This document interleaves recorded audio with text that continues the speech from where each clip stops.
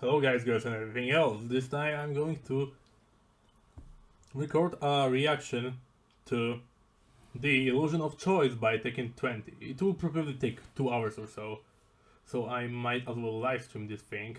For first, that my problem is not that this guy is quitting Pathfinder himself, but I mean, I wouldn't even be mad if he just stopped recording Pathfinder 2nd Edition content altogether, but the Illusion of Choice just, in my opinion, it's kind of that video is kind of like discouraging for new players to go into Pathfinder 2nd Edition, and also it doesn't really make sense. As you see, I already made a rant during like another video I reacted to, so yeah, let's get to it.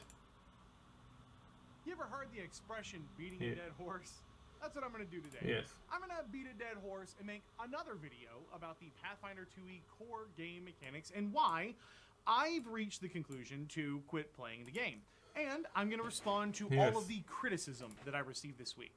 Now, not everybody disagree with me, okay? And I'm totally recognizing that. But even a few of my friends decided to jump on the bandwagon this week to dole out a little criticism for my opinion.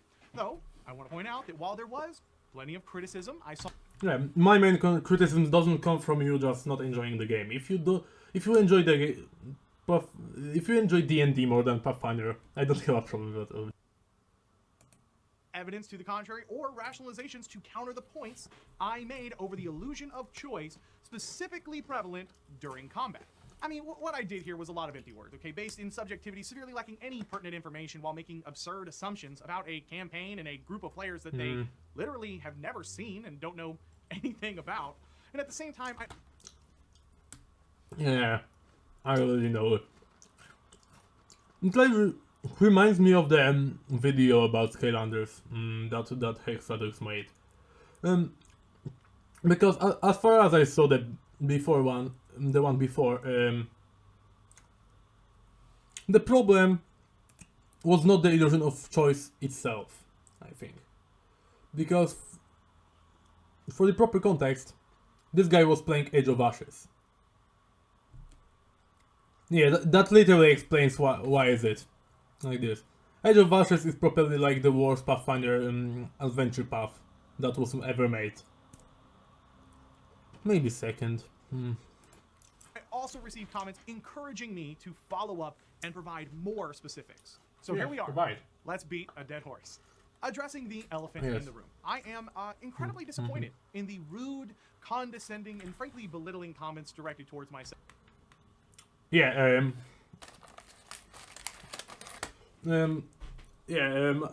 remember guys, I know that even if this pisses me off a lot, I try not to be rude as much as I disagree with this guy, because every choice in because every like thing that we get in Pathfinder 2nd Edition, almost every feat just gives you more options. That's pretty much how it works.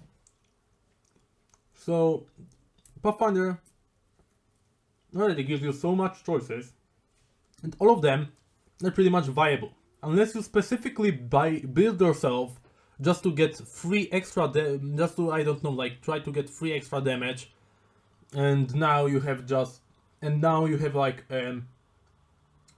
5 viable options instead of having 10 viable options. So yeah, you still have like 4 more viable options even if you cut down all of the stuff that you do.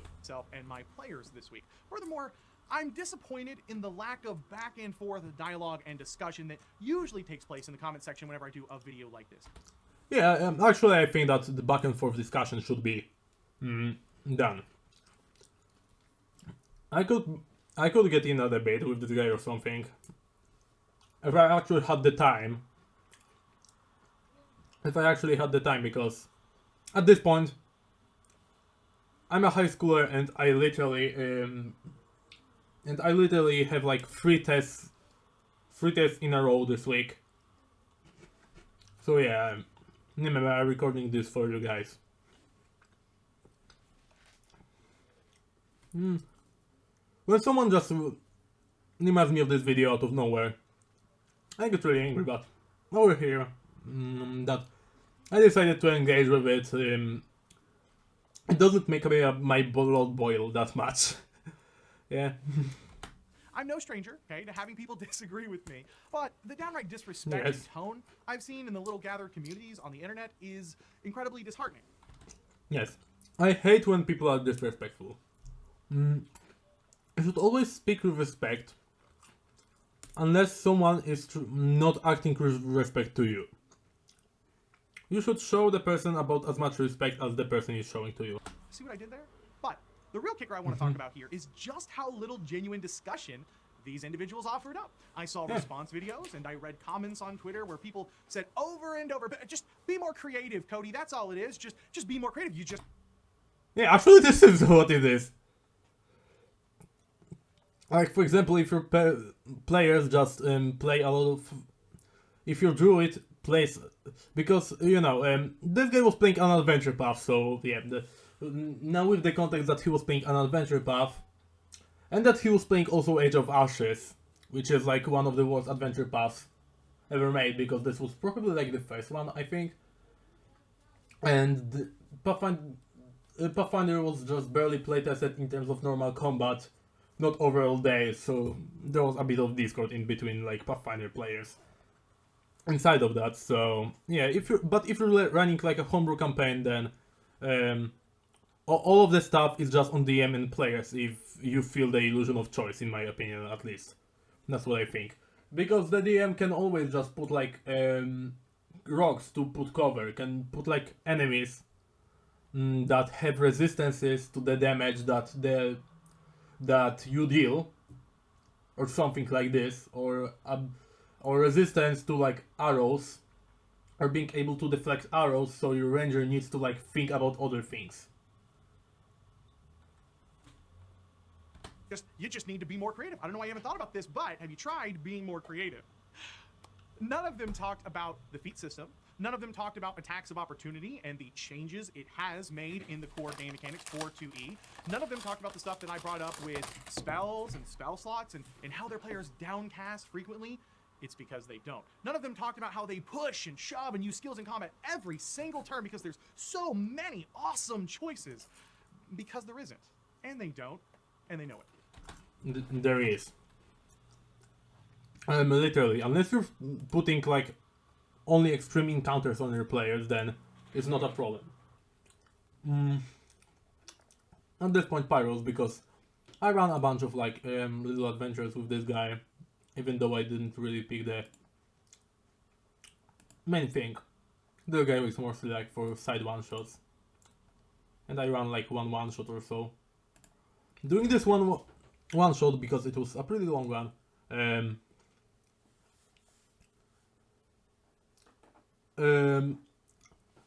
I used many options. Of course, I didn't use any intimidation or stuff like that because my intimidation is quite low. But what I did do is not only just spam wild shape go and then just attack. No, on the first turn, I decided to put a wildfire on the enemies. On the second turn, I decided that I will also hit the enemies with combustion. That was doing one game, and during the third turn, when the enemies died, then since over here I don't really have any things prepared right now, because I really did this just on paper. I just like copied the feats and did all of the copied the feats up to level 8 and just did the character on paper. I really like fiery stuff, so at the third turn I decided to like use Blood Flame. That was first combat that I had. It was against like a bunch of group enemies. And it was pretty cool. Then when we were fighting a boss, I decided that, hey, I will actually place a wildfire. Two actions, and I raise a shield. So I raise a shield then, And then at the second turn I turned into an animal and still like kept up wildfire. And then at the third turn just went up and started attacking the boss. And I was attacking that through the turn. So 2 combat encounters, 2 different things. Over here I used Wild Shape to tank a bit for the team because our tank was a little not enough, I think. So yeah, and I also use Whitefire. But there also, probably if we had like more than 2 encounters, I already prepared for like 3rd encounter because I thought that we were like fighting a mayor of the town that essentially just hired us to do all of the stuff. I don't really remember what monster was the boss, but I do remember that we were fighting goblins. Then like we were like fighting goblins that were essentially just player characters at some level. And then we were fighting like a singular boss monster. I think that it was some sort of homebrew. It was like a robot thing, made by some goblin mad scientist. And I really thought because Meyer was shady, that we were gonna fight Meyer, and I really and on the way also to the Meyer, I also fed my party good berries to heal them. And I thought that actually to prepare, I do believe that I had like 4th level lightning bolt on my hand 3 times. Because I was sure that one's gonna be, because that was like after we insisted that we need to do that. So yeah, I got a bunch of lightning bolts, even though they would be like more effective against the robot. I think at least that's what I think that it would be. I still decided to just tank for my ally because just dealing damage is not the only way I can support my allies. So then, I prepared that, but I didn't actually fight because I wanted to actually blast something, and just decided to and thought that we could just blast and then raise a shield, and then just come to enemy, hit the enemy, raise a shield, and stuff like that. So yeah, unfortunately we didn't fade the mayor, but at the very least, I showed that in 2 different encounters I fought in 2 different ways. That's because one was a bunch of enemies where I just essentially decided to do area stuff, usually, and on the second one I decided to actually defend, actually be more of a tank with animal form. They didn't talk about these things because they didn't have anything of substance to add to their arguments about how my analysis was incorrect, and here's why: because A, B, and C reasons in the game's mechanics. It felt a little to me like those monkeys, those hear no evil, see no evil, speak no evil monkeys, just players covering their ears and screaming out into the ether of the internet that there's absolutely nothing wrong, la la la, it's your fault, it's your player's fault. That's kind of hypocritical.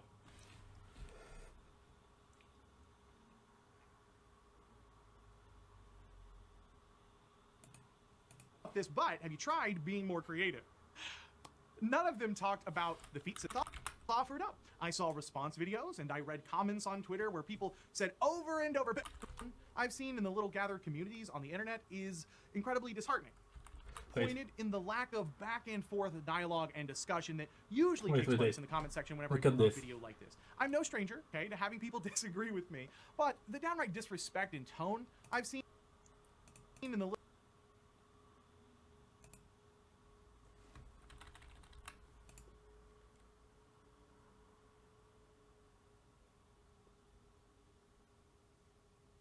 in the game's mechanics. It felt a little to me like those monkeys, those hear no evil, see no evil, speak no evil monkeys. The outright disrespect and then hehehe monkeys. Yeah, that makes sense. Just players covering their ears and screaming out into the ether of the internet that there's absolutely nothing wrong, la la la, it's your fault, it's your player's fault. I even saw people trying to shift blame to the writers and make excuses for the adventure path we were running. You know, look, Yeah, because this is like the worst adventure path that was made. This was an adventure path that was... It's not even blaming the writers. Over here I see that you are actually... I started it with an open mind, okay? But actually after just 3 minutes...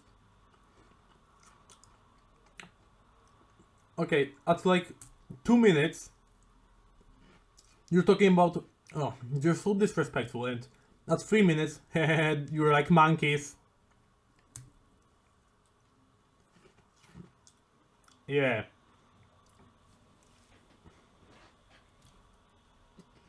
So yeah, essentially, they're not really shifting the blame to writers, probably. At least in most cases, because this was one of the first adventure paths. It was pretty experimental, so they didn't really try anything too much. But yeah, usually all you really need to do is place a couple of rocks to hide behind and do a couple of like entry hazards.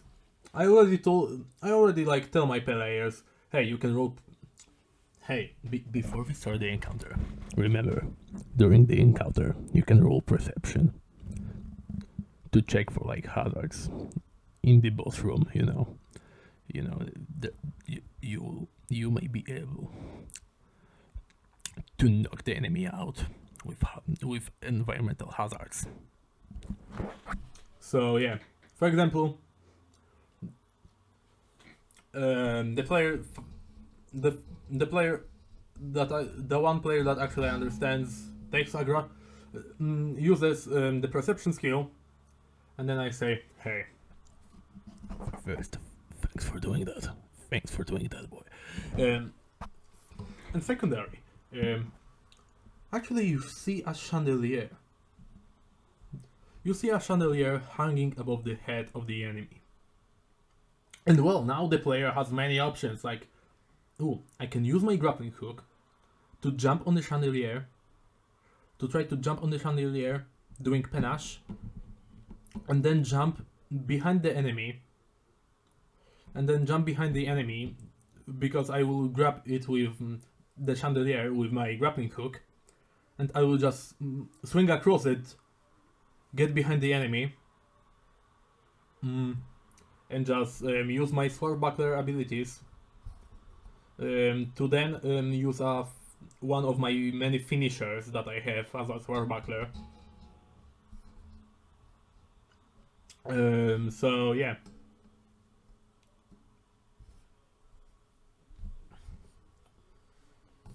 You can do this, but also, well, you can say like, well, that's still illusion of choice because, there's still this chandelier and it was an illusion because the chandelier, he needed to do that because you showed him that he needed to do that. Well, no. That's what I would originally plan.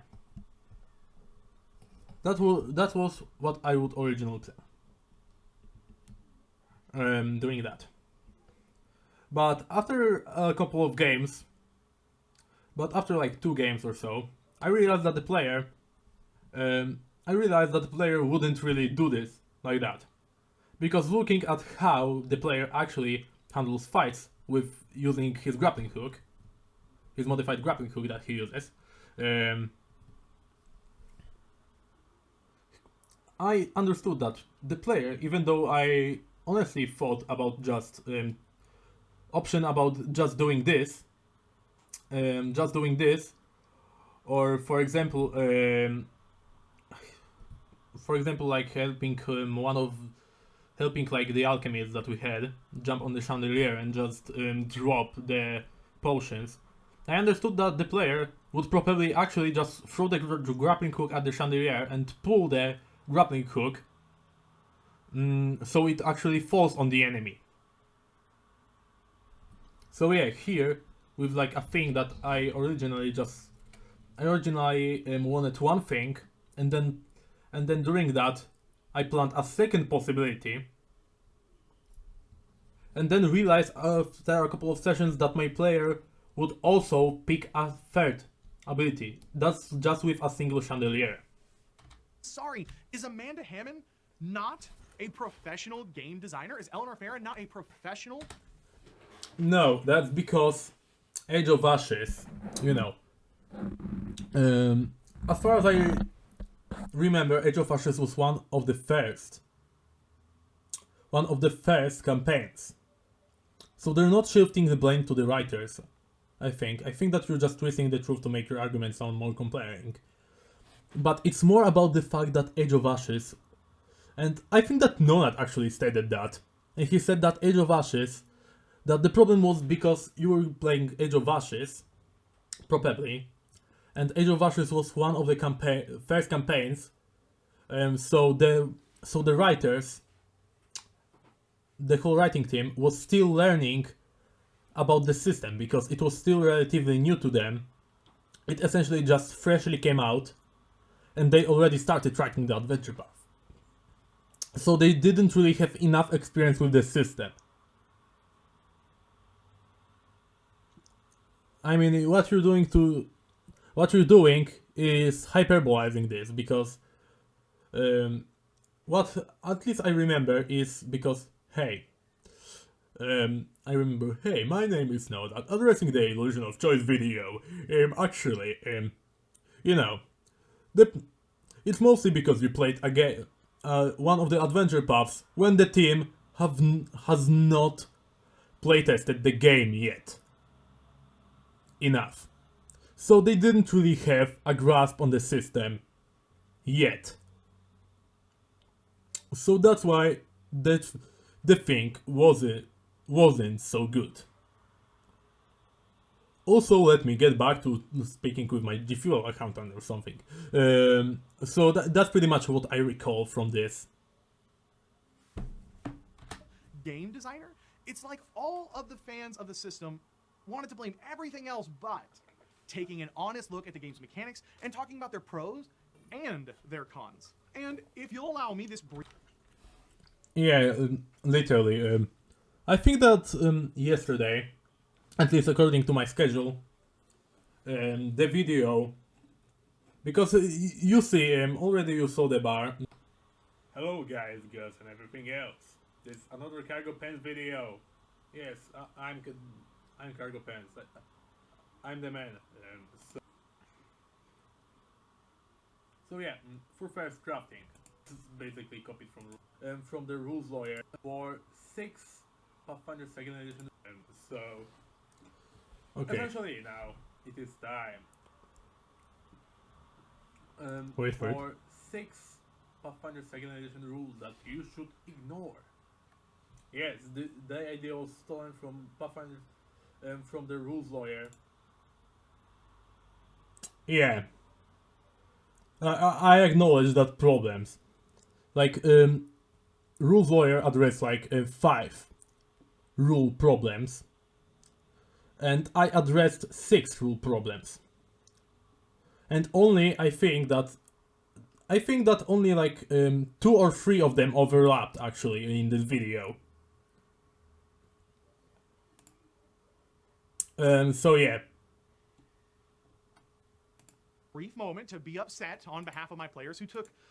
So yeah, as I said before, me and Rules Lawyer, that is one of the people that responded, are not new to criticizing the game. Also, Nonat also talked about disarm action being fundamentally not working, which I also in my video see I still have the cards from Nephis. I still talked about it. A bunch of abuse they did not deserve from those anonymous commenters on the internet this week who don't know a damn thing about my players. I mean, would it surprise you to learn that 60% of the players in this group are between the ages of 40 and 60 years old? Probably not what you expected. Yeah, but I'm going to tell you, yeah, people should not be harassed, but Considering the very fact that you essentially first talked about this perspective, then told like at 2 minutes over here about I think over here, you talked about people being disrespectful, and over here you called us monkeys. Yeah. That's kind considering that and that the whole section over here, when you just hyperbolized people saying that the game designers are bad, even though they just said, hey, the design team for Adventure Paths were still learning the game because the game was relatively new and it was still playtested. That's why the material wasn't really that good of a quality. And you hyperbolized into, oh, the game designers are so bad, they're horrible at playing, they're unprofessional. Yeah. You essentially hyperbolize it really much, so I really think that you hyperbolize in this situation too. Mainly, I think that people took issue with the druid that decided just to just use dinosaur form and dragon form, and just use the most basic skills of both. While as I showed over here, Pyros, the druid over here I made, wasn't really made as a druid for like versatility or anything. It was made as a druid just to have a bunch of fire stuff, just to have a bunch of fire stuff and turn into trees. And that's pretty much all that. So he can just fight as a big tiki totem. That's pretty much all I wanted from this character. And as we can see already, I have a big amount of choices over here, and I did talk, and I only revealed like 2 spells that I have prepared out of my normal spell casting. Yeah. And I didn't even talk about the fact that I have a striking longsword on melee. So yeah, I think that's the problem. Is it? I mean, did you know that 40% of the players in this game were also members of my Out of the Abyss campaign that I've talked about several times before? So they've been with me over 2 years through 2 totally different campaign systems or game systems and 2 totally different campaign styles. I mean, maybe, just maybe, they might be maybe a little more creative than you're giving them credit for. I mean, if you consider just turning into a dinosaur and hitting creativity to just maximize amount of damage, I mean, experience doesn't equal creativity. I mean, you're literally doing the thing that D&D players just constantly chastise like people for. I'm not saying that D&D players are bad. I'm just saying that if someone just says that, usually if someone just asks for what is the difference between wisdom and intelligence, someone will just post 5 paragraphs of explaining why the person that asks is a moron. And that's a bit hyperbolic. At least I will admit that what I said just a minute earlier is a little bit hyperbolic. It won't usually be 5 paragraphs. It's like, this one is experience. It's mostly like, this one is experience. This one is street smarts. This one is book smarts. Idiot! You can't realize what is the difference. What now? You can realize what is the difference between like a wizard and a druid. Of course, one is like a nature guy and one is a nerd. You can't differentiate a nature guy and a nerd. It's usually more akin to that, at least from my experience. And I'm going to tell you they played in different settings, but this doesn't really equal creativity. I'm just going to say that mostly being uncreative is what people gave the druid credit for, because druid is pretty much like one of the most versatile classes, and the moment you just pick a druid with subclass, every turn you have like two pretty valid options to pick of like casting your normal spells and using your secondary ability of just turning into an animal, or instead of turning into an animal, maybe commanding an animal, or maybe using just like your other like focus spells, like just disposing healing across allies. So yeah.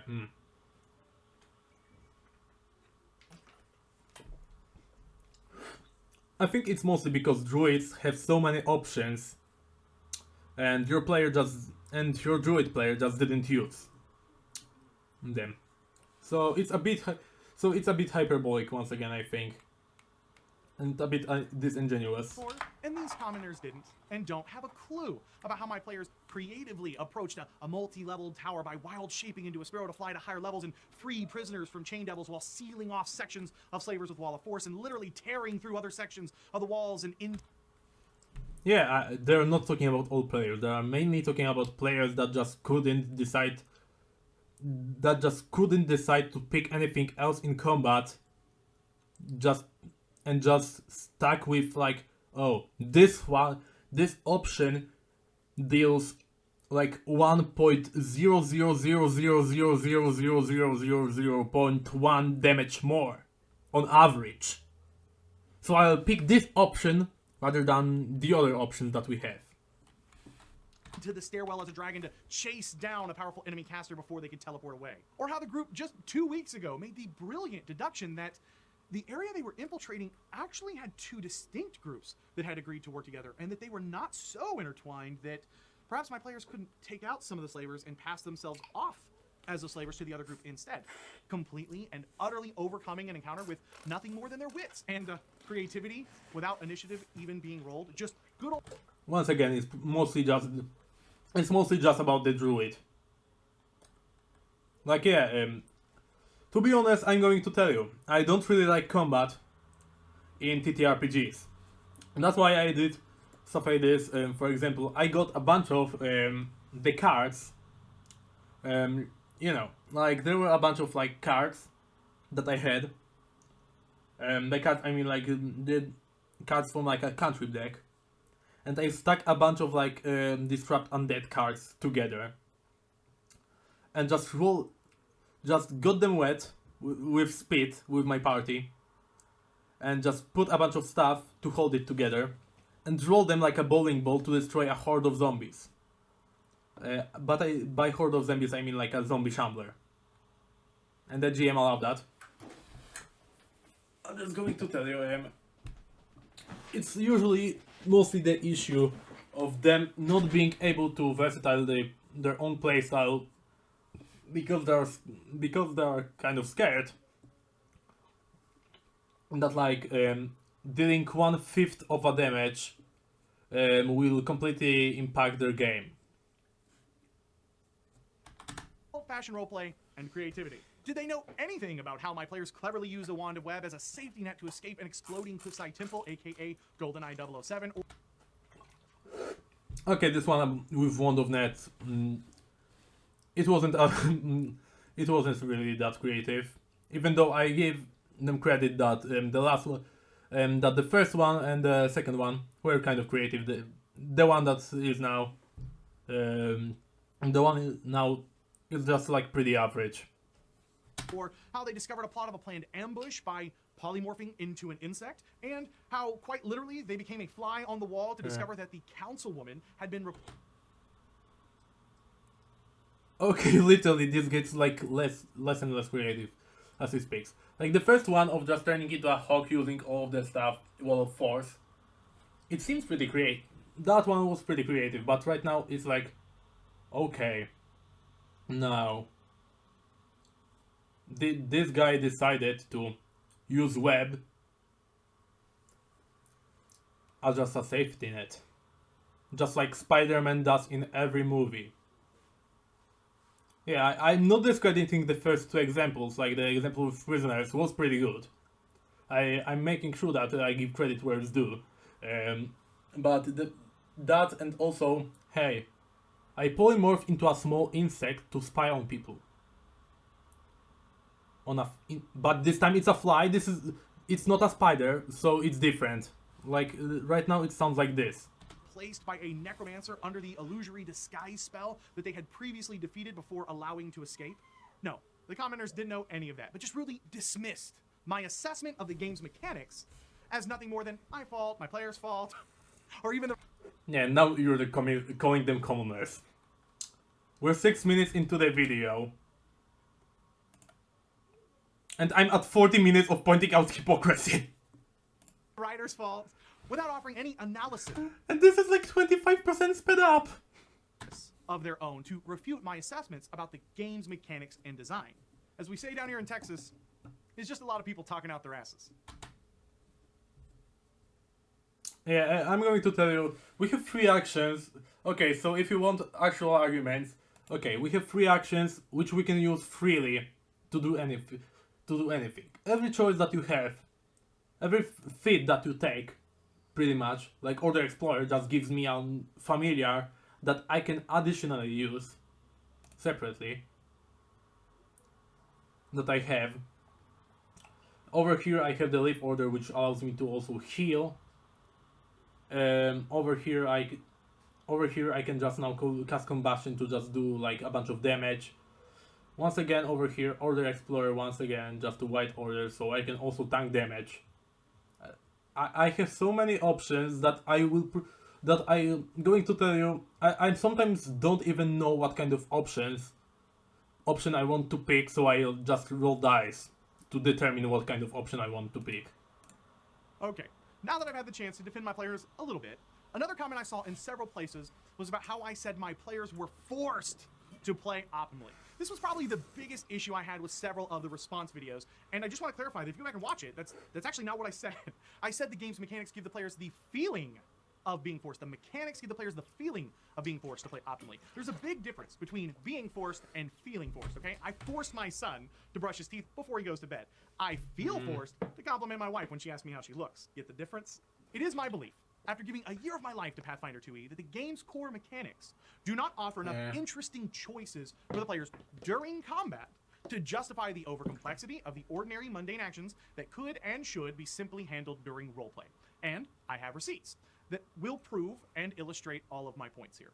Okay, another big accusation in these comments I saw was that my players were simply min-maxers, okay? And the reason they were repeating the sequence of actions is because all they cared about was optimizing, all right? They're just a bunch of optimizers. Yeah, I mean, by the way you've actually framed it in the video, I don't really think that you told enough, because I don't really remember the whole video shtick, but I think that you had a druid and a wizard, I think. Which, you know, druids and wizards are pretty much known, at least for like, are known to be classes for like min-maxing players. So that with the amount of information you provided, then I wouldn't be surprised if people thought that. Let's go ahead and address that one real quick. To do that, let's be specific and talk about the Pathfinder 2e Ranger. Now, as a reminder, because apparently I do have to keep repeating myself for it to sink in for people, the illusion of choice is not during character creation, but rather after initiative has been rolled with your choices inside of combat. I'm not talking about roleplay. I'm not talking about character design, okay? I'm talking about how the game mechanics and core game design create that illusion of choice inside of combat. Did we all get it that time? Okay, was that specific enough? Okay, so you want to make a ranger for your next Pathfinder 2e game, and you come up with your background, and you know that you want to use a bow like Legolas. That's it. Nothing fancy or over the top. Very reasonable ranger. Yeah, use a composite longbow. That would be a great option. Use a composite longbow or a composite shortbow, and then also have like a weapon or something to switch into. For example, I don't know, like a kukri, maybe, that you can switch into if someone gets close, instead of just like shooting and repeating yourself. because you also have a quick draw feat that you can use. With a bow trope. You're level 1, and so you get to pick between 5 choices for your first feat. Your choices are between Animal Companion, Crossbow Ace, Hunted Shot, Monster Hunter, and Twin Takedown. 5 totally and completely different choices here. But you want to shoot arrow. Right. Takedown. 5 mean Animal Companion, Crossbow Ace, Hunted Shot, Monster Hunter, and Twin Takedown. 5. Yeah, also gravity weapon, but I'm not going to say like Itai Zagasha. He could just genuinely forget. I don't mind if people just forget stuff like this. 5 totally and completely different choices here. But you want to shoot arrows with your bow. So, Animal Companion, it isn't really the vibe you're going for. Neither is Crossbow Ace. Twin Takedown is all about double striking with your sword. Hunted Shot lets you fire 2 arrows as one action, so probably pretty good. And Monster Hunter lets you point at something to briefly give your team a +1 to hit an enemy one time. So, you take Hunted Shot. Not super power gamey, okay? You took the one choice you had that helped your bow be a little better. That's all. Now, you also get 2 abilities at level 1 as part of your core class. Hunt Prey, which takes an action and gives you some bonuses to seeking out your opponent, and Hunter's Edge, which, when you fire arrows against your hunted prey, you get a bonus to your bow's damage if you choose the bow option here and not the sword option. I mean... Wait, there are not bow options and sword options. Even though I stated that usually, if you want kind of to... if you're not sure, then you should probably, but you have one melee option that is just overall melee.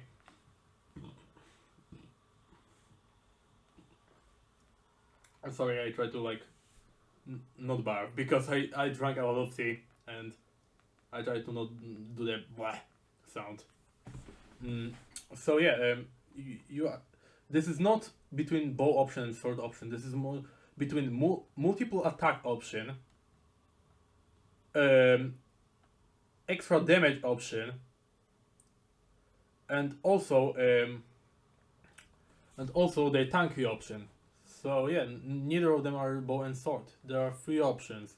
The level of power gaming here is already insane, right? I mean, level 1, and we've already started down the path as those min-maxers. Next thing you know, if you're not careful, you'll be putting points into your dexterity score. Like, whoa, you're an unstoppable force of min-maxing optimization here, guys. You should slow down. So during those first few fights at level 1, you fought goblins, a fire elemental, which was pretty cool, an ill-intentioned wizard, and a huge flying bat. And for all of those, you hunt prey, hunted shot, and a third attack if you didn't have to move closer. For level 2, you skipped favorite terrain, hunter's aim, monster warden, because that's technically triggered off of Monster Hunter as though it were a pure feat tree, even though, you know, many people said that those don't exist in this edition. And wild empathy to just take quick draw. And already, guys, I don't know why many people say that feat trees don't exist. Because, you know, I think that you need Swift Sneak to get Legendary Sneak. So yeah, feat trees exist, but they're not really like feat trees. They're like they're usually just like separate feats, and then in between separate feats there are like, I don't know, like feat like duos or trios. it's already wow. You are a power gamer dedicated to nothing more than DPR without any roleplay or any creativity because you took the one bow feat at level 1, and at level 2 you thought maybe you could draw your bow quicker if things got bad for your group.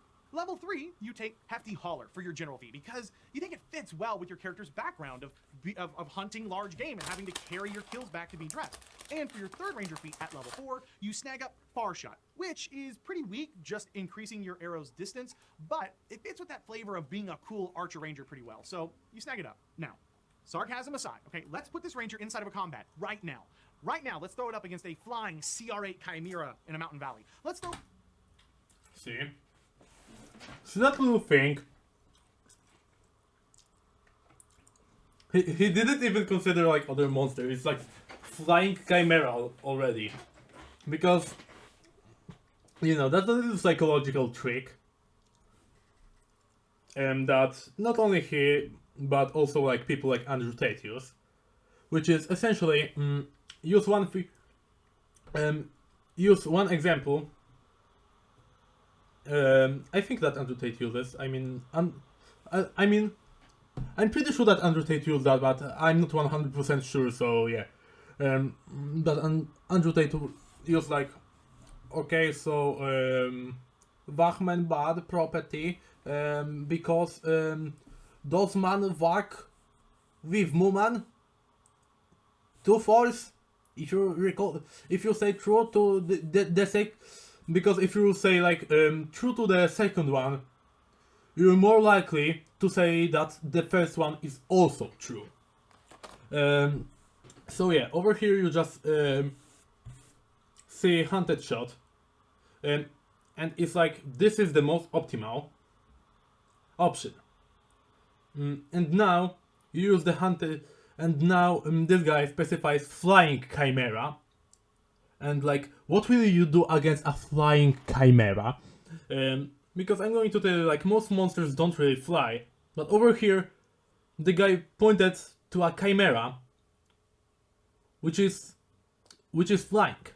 So actual then, because the chimera is flying, your only options are to actually shoot the enemy. He limited the options. He literally just limited the options we have by himself by just picking a flying enemy as an example enemy.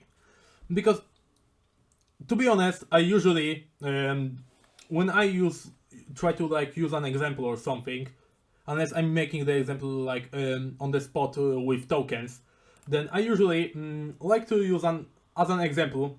I like to use, for example, like two small enemies that will to use, for example, like two small enemies and one normal enemy. Usually they're both land. So you could technically just start shooting the guy. Start shooting the guy with all the hunted shot stuff.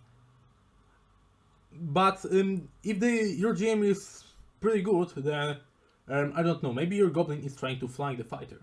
So you can just move, use quick draw and start attacking the weakened goblin. You know, the goblin that is trying to flank your fighter. Now you're flanking the goblin, and the goblin is flat-footed. And you keep and then you attack the goblin, and then you maybe like use the quick draw to switch your weapons. And then use probably your whole shooty stuff with Ranger. Throw it up against a hidden away CR4 mimic hiding in the master suite of an abandoned manor house. Let's throw the Ranger and their party up against a pair of ghouls and a pair of gas. Okay, actually over here, that's a pretty good. Over here, the examples are getting better, okay? Because with hidden mimic, but still with hidden mimic, the mimic itself will be probably like really dangerous by himself. So once again, a thing that emphasizes range, and then. In order not to waste actions, usually you will probably pick the gas because there are two ghouls and one gas, and gas I believe is stronger than ghouls. So it's pretty much obvious that you should pick the gas out first because the gas is the stronger one, and the gas is actually flying. So yet again, okay. So over here we have a bunch of examples. So. You have one example where you need to use range attacks to even do anything. Then from an example where you actually need to stay at range from the monsters probably, because the monster is probably like really deadly at the close distance. And the second one where you just being usually the guy that tries to take down the strongest foe. Once again, forces you to only use bow because the foe is flying.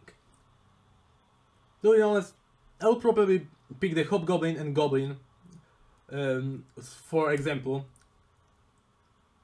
where they just like one hobgoblin guy and two small goblins, where probably the goblins are trying to flank, and you have then an ability to use your kukri. For example, to just pull out the kukri real fast and just take down the goblin, and then go back to like shooting the hobgoblin or something. Because seriously, from my perspective, this guy is at least trying to like railroad my mind into, okay, flying enemy, the enemy that I need to take from the distance, and the flying enemy once again, I need to use bow, so absolutely his first statement against using the bow would be false, because I need to shoot one singular enemy over and over again, because me ranger, me need to shoot. No, like, I believe that Rules Lawyer recorded the video where he actually like used the illusion of choice thing, used the optimal thing to do just to spam every round the optimal choices, and then it ended up in a TPK. Then he decided to diversify his choices by using teamwork options, and then he won the encounter.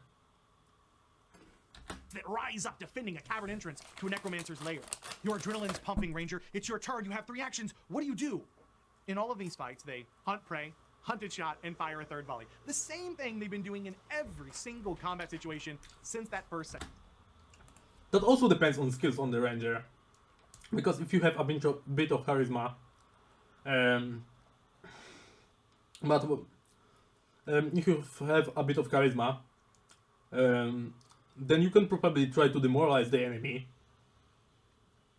hunt prey, demoralize, and then use the hunted shot or something.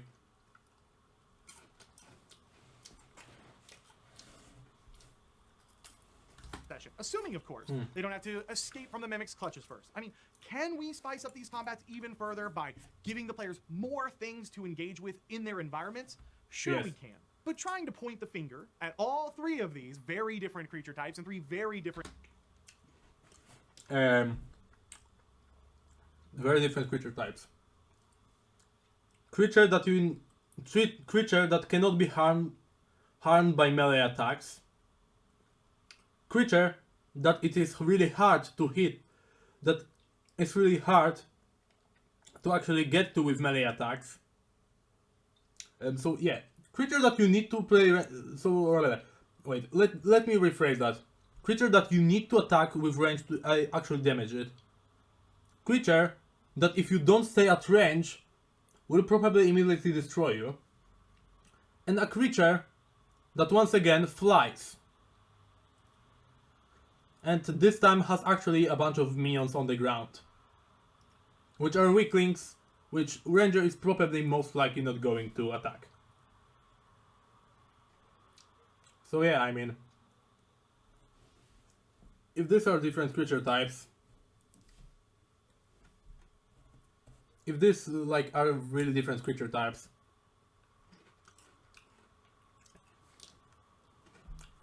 I guess then that we should start the like Coca-Cola versus Pepsi debate. Environments is purposefully choosing to be contrary and avoiding the core issue and point. Even if temporarily altered by the enemies and combat scenes, if you will, the players will continue to push through the rotations of optimal actions whenever given the choice. And they do this without being power gamers or My players don't do this. Except for one player, the Wizard. Nobody actually tries to like power game pretty much. I mean, I'm not even saying this power game in this case. You're kind of hyperbolizing, but I'm going to tell you, only the Wizard pretty much just always tries to do optimal things and tries to be in the spotlight because, you know, he tries to just be in the spotlight. While my other players like, wait. I ate too much of these sugary things and now I'm trying to figure out whether I'm going to vomit or not. But you know, wait, how much did it take me? An hour. Yeah.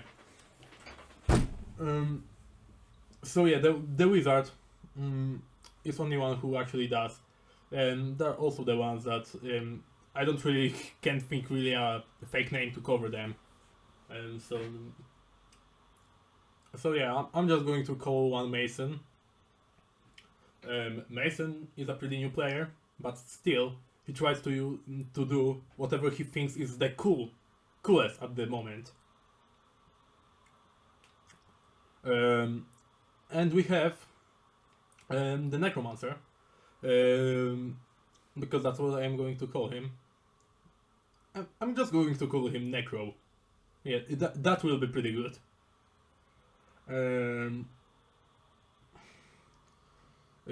Okay, so there's the Necro guy that pretty much always does what he thinks that his character would do. For example, his character is a goblin, so he reacts explosions, so he usually casts like fire related spells, like Fireball, usually at people. During combat, usually it's way better to use other spells, like Lightning Bolt, because there is a single enemy. But then he still decides to spam Fireball instead of just using Lightning Bolt, because that's what he thinks that his character would do. Like, he could have like used Lightning Bolt on the boss. I mean, this time I was also a player where I was actually spamming the Lightning Bolt, where I was actually like spamming Lightning Bolts as I like a cleric of Cernuos. So yeah, he tried to strike fireballs and stuff like this. Also, me as a player, even though, you know, at that point I didn't even hit level 5 yet, so I had essentially -2 to using bows. I tried to use use bows and use up cantrips in battle to just do just normal stuff. And there's also like the monk that usually during his first turn does the most optimal set of actions, and then he just randomly goes around and beats people. Usually also, even though he has like a minus to you know, a minus to charisma, he also tries to do intimidate checks on enemies. And because of us trying to roleplay and stuff like this, the GM gave us a bunch of magic items with special properties that will actually just like enhance the things that we are doing. For example, because the monk does, you know, all of the punchy stuff, but also tries to, you know, do all of the coercion stuff.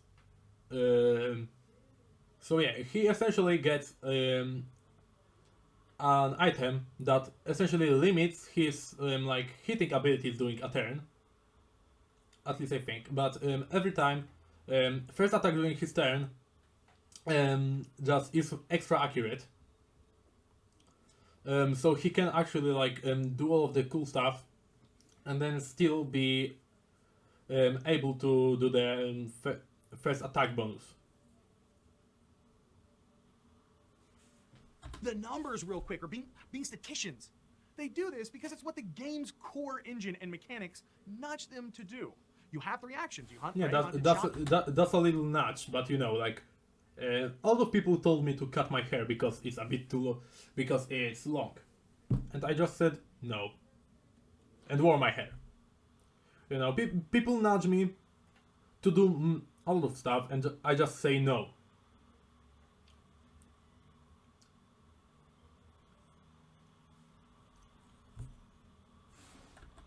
Fire off a 3rd arrow if you don't need to use one of your actions to maybe move over a little bit.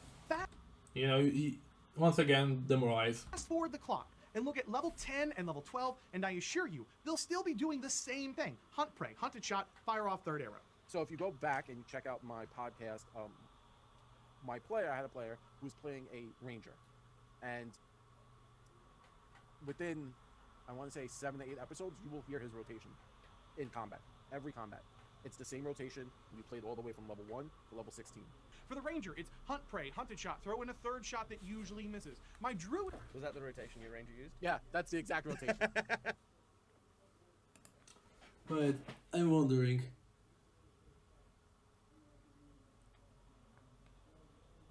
Okay, so these guys that agreed with him are the only ones that he showed. Okay. Why? Because it's literally the best thing to do, which is no different than 5th edition, by the way. And I know that this is the exact... I know it's no different from 5th edition, but with 5th edition you don't have the flexibility of other actions. Like over here, you can just essentially like reduce your DPR by like 20% to do something cool. In Pathfinder 2nd edition, you can reduce your DPR to do something cool. Sacrifice you having like additional damage per round to make it more memorable. So what do? You try to like think, okay, maybe I'm going to like ask the GM if there's anything like I can knock over by like let's say shooting an arrow at the ceiling. Can I like shoot down a stalagmite at the enemy in the cave or something? Exact point at which all the response videos will likely have paused to yell in disagreement because I use the phrase best thing to do here. But again, that's just their way of avoiding talking about the game's mechanics and trying to catch my thesis in that perfect gotcha moment. Of course, guys, of course the players don't have to do the best thing all. Yeah, I'm not even cutting the video. I'm literally just watching the video as it is. And I haven't screamed a single time during this whole video. And I don't remember calling anyone a monkey. So you know. All the time. Of course, okay? If that's all the discussion you have to offer, then you're really missing the point. And I would argue that you're missing the point Show on me purpose. an example, Because you're please. experiencing cognitive dissonance. Feel free to disagree with me, but that's my opinion. But, for fun, let's take a direct comparison. I mean, oh, actual comparison. Cool. Okay, and so, yeah. I'm not being disagreeable because he said that Pathfinder bad. Pathfinder not can be bad. It's more like, hey, you're discouraging new players from trying Pathfinder 2nd edition by doing this video. You could just like move on from playing this without like posting any video. But now you're just discouraging new players from trying out Pathfinder because people will think now, oh, it drags on for too long. And yeah, because of course I need to remind OGO situation because yeah. Between Because something like literally every time a Pathfinder person disagrees with like a D&D person, we need to also like make sure that we talk about OGL or something. Pathfinder Ranger choices and the notoriously bad 5th edition Ranger class. For this example, we'll pair our 2 Rangers with a buddy and slide over into a fight between a pair of nasty wights, since both of those creatures are considered by their respective systems to be a CR3. Yeah, sure. Yeah, sure. Though D&D balancing is pretty bad, and I say that okay, that's a fair comparison. And we'll set the level for all 4 of our characters to level 5, since that seems to be a good benchmark for really both game systems. Our level 5 Pathfinder Ranger has just picked up Natural Medicine at level 5, so they can use their nature skill to treat wounds. Meanwhile, our level 5 D&D Ranger has gone Hunter Colossus Slayer at level 3. And just so we can make the comparison really as equal as possible, while I won't give the Pathfinder Ranger any magic items, okay, freely admitting that, I will give the 5e Ranger simple moon-touched weapons just for the sake of overcoming the 5e White's damage resistance, which the Pathfinder White does not have. Okay, that's fair. Here, we have 2 identical combats taking place. For the sake of the argument, let's just say that this is already in the middle of combat, but neither the Pathfinder's Hunt Prey or the D&D's Hunter's Mark are active at the moment. And I won't even go into the details for the fighters just to keep things simple. Okay, on the left, I think y'all's left will be here, side of the screen, you have the Pathfinder 2e game, and on the right, you have the 5th edition game. The artwork is so much better in Pathfinder in comparison now that I look at it. Let's examine for a moment a basic strike and basic attack for our 2 systems so we can see what the numbers look like. For our Pathfinder Ranger, they currently have 18 dexterity, which, after being moved to expert for martial weapons, the weapon expertise class feature, that gives them a plus 13 modifier at level 5 to hit with their long. Personally, I would give them like 19. I'm a bit of a power gamer myself, but you know, I'm trying to be I'm trying to like be still funny with that. I mostly like just optimize my characters, so in terms of statistics and stuff like that. So when I actually use the option, I have of actually you know actually attacking and stuff like that, then it will be more effective, while also my actual like stuff in between, like using skill checks and stuff like this, won't be really that detrimental, because you know, I will still be using like I will still be hitting at a decent pace. longbow.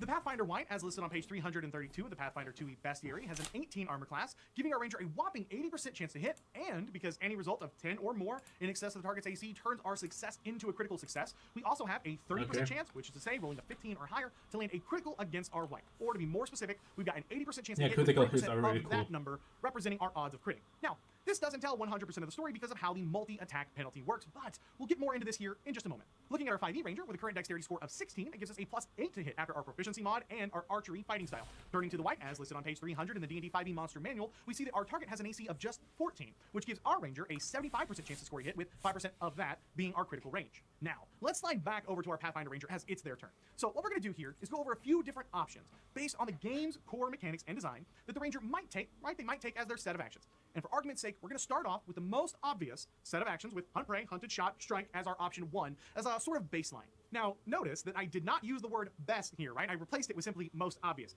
Because I think when I used the word best in my last video, people tried to just really jump all over it in a very disingenuous way. Like, oh, he said best. He's a power gamer. We heard it. He said best. Good game, guys. Good game. We got him. Yeah, personally, I would like try.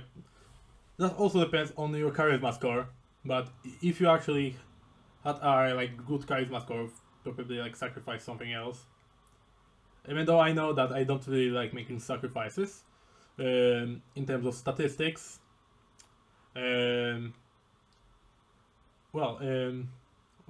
I forgot what I was about to say.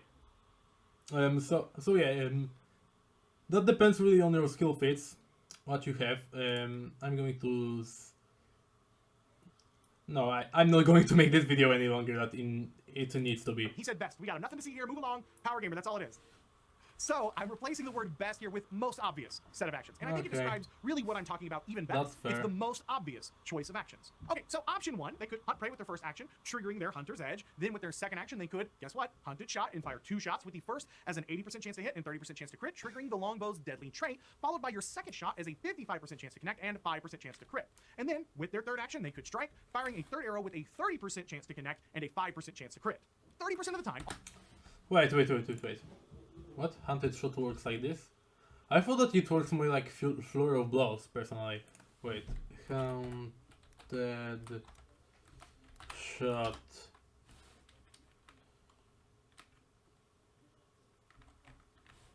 PF2E. Oh, Hunted Shot, sorry.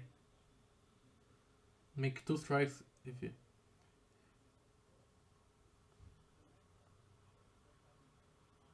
Oh yeah, I play normally. Sorry, I'm kind of a dummy. On just that first shot alone, we're dealing an average of 23.5 points of damage, or 24 points of damage, or in essence, roughly half of the white's average 50 hit points. A very effective choice that utilizes the first feat choice we made during character creation, right? Go figure. We pick a feat, and we're using it. So yeah, wait.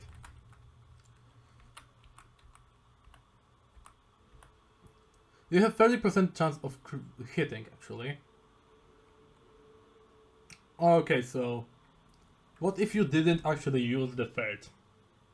What if you didn't actually use the third one? And actually use a skill check maybe, instead of that. 5% chance to crit. 30% of the time on just that. I mean, technically when I think about it, Hunted Shot is not really like... It's not really that useful. Because, you know, you do one action to hit, but it still applies the multiple attack penalty. You know, like this third strike, like the third strike. I mean, Hunted Shot, essentially to me at least, seems like a tool to actually give you one more actions for a skill check or something. That first shot alone, we're dealing an average of 23.5 points of damage, or 24 points of damage, or in essence, roughly half of the white's average 50 hit points.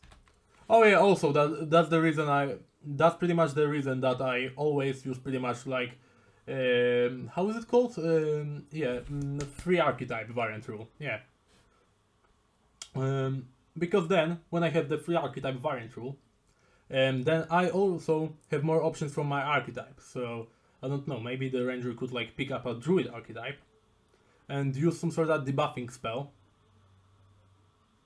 Maybe I don't know, or maybe a cleric, yeah.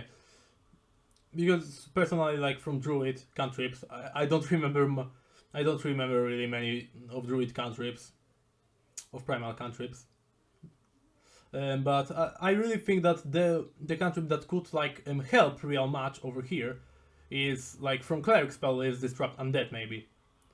So let's say that you pick a cleric dedication and got like disrupt undead. You can, for example, make disrupt undead for 2 actions, and then so yeah, first one will probably I mean that won't cost you like it will cost you still the third action. Don't get me wrong, but over here you will probably just hunt prey, hunted shot, or maybe I don't know, if your deity as a cleric is Cernuos because you are a ranger, so it makes sense that you're a hunter. You'll probably it would be really cool if you for example use now the you know how is it called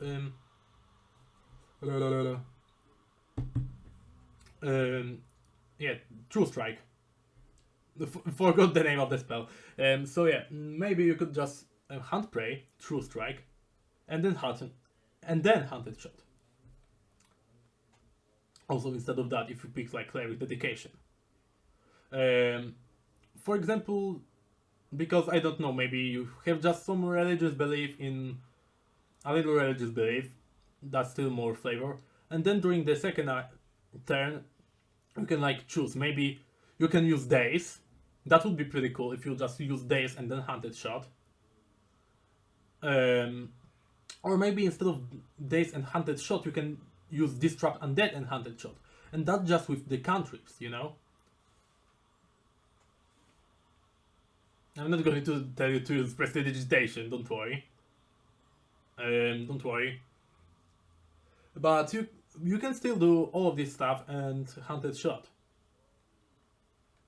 A very effective choice that utilizes the first feat choice we made during character creation, right? Go figure. We picked a feat and we're using it. In addition, I've included a few more numbers up on the screen here for a frame of reference. Because of how the Hunter's Edge triggers only once a turn, I'm not going to go into the details of the full map, okay? You'll just have to take my word for it, or... I just love how a max damage is so much bigger than the average damage. Even though it's still balanced. Or maybe not take my word for it, I guess. I don't know. Option 2. Let's say the ranger has been shooting their bow a lot and wants to mix things up by moving up to engage white number 1 in melee combat to cut off and protect their fighter companion. For this, they'll stride up next to the white and then use quick draw to retrieve their melee weapon and strike as one action, and then strike with their third action. Assumingly, we'll just have to continue to hold our bow with our other hand, which is perfectly legal in the rules, and that's why we didn't need to stow it first or drop it. In this instance, I am assuming the ranger has a short sword equipped instead of a rapier for that versatile trait to deal slashing if need be. And because the short sword has the finesse trait, so they can use their dexterity modifier in place of that strength. That gives us a single attack at an 80% chance to connect with the same 30% crit chance as the bow's first strike. And guess what? A single attack at 55% chance to connect, with 5% of that being our critical range. This, of course, will also forego the Hunter's Edge bonus completely, so no additional... Wait, oh wait, yeah, he's a dwarf. He's a dwarf, I think, so... 1, 2, 3, 4... To be honest, I'm not really sure if he could like move over here. Like that depends on what kind of ranger this is. If this is Harsk... Wait. 1, 2, 3, 4, 5... Oh no, he can move 5 feet. So wouldn't it be better if he moved over here and also flanked the enemy? Then he would deal actually more damage.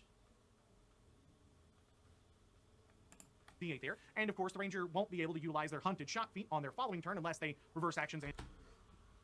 Wait, why do you try to make a second strike? Okay, wait. I don't know if this is like forced, but I'm not really a big ranger player. But if you could mark this guy, then instead of that, you could mark probably this guy, stride up to this guy, probably, I don't know, like straight up to this guy over here, and then hit the, and then you know, you could flank him, and then shoot, doing also the precision and having a greater chance to crit. A little less damage, but then you could hit the enemy for also more damage with your Hunter's Edge. Though you would take a bit more, you would deal more damage, though you will probably deal more damage even though, although you could like you could like deal more damage even though you could take more damage yourself. And retrieve and use their bow. This gives us an average output of 3.8 points of damage on the first attack and a 2.01 on the second with a strength score of 10, which is a decrease from our first option of a whopping 65% on average. If we were to compare the That's because you didn't use a different weapon. And because I'm thinking that you use precision for that one, okay? That you use precision for that one.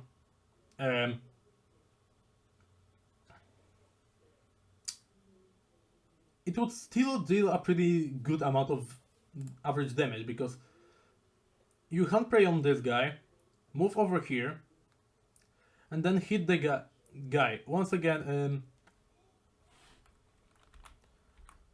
the chance of this guy hitting, actually with a strike increases by to 90% and 40% chance to crit.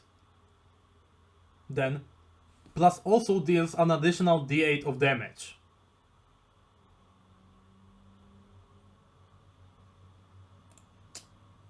So yeah, it doesn't really decrease it that much.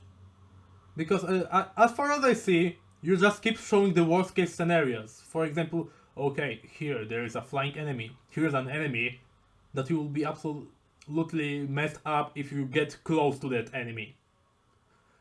And here is an flying enemy that has 2 minions this time. And over here, I'm going to compare probably the best way to shoot the enemy, because this one has more health, probably because the fighter will be attacking this one. So this one has more health, so it will be more optimal as a ranger to do this with this guy technically while also shooting this guy. While you could actually move behind this guy, utilize flanking with teamwork, and actually deal more damage than this is.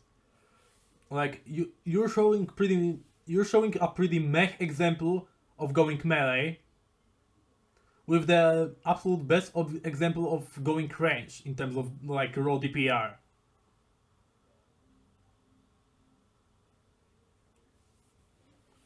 And then on the second turn you will deal even more damage. This gives us an average output of 3.8 points of damage on the first attack and a 2.01 on the second with a strength score of 10, which is a decrease from our first option of...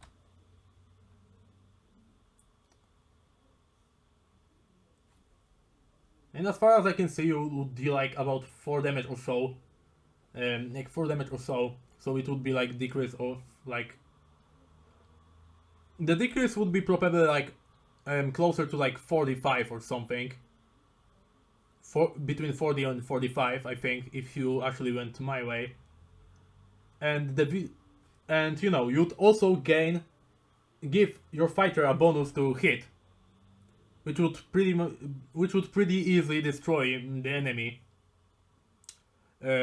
Which would pretty increase the DPR of the fighter, which probably guessing that the fighter has like 30% more damage than you shooting bow, or wait, even maybe more.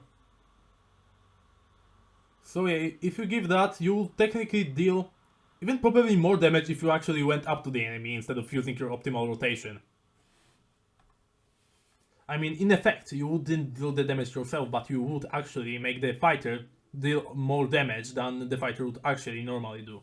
Of a whopping 65% on average. If we were to compare the difference in the maximum potential damage, that's a drop of 69.3%.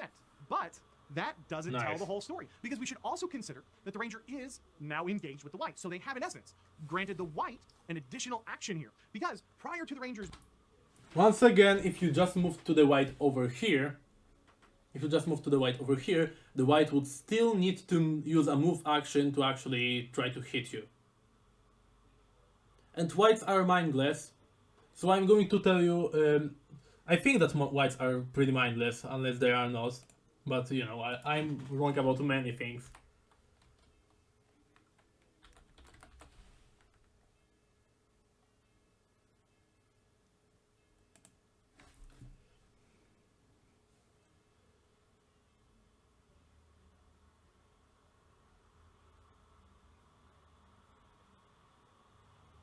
I'm not sure.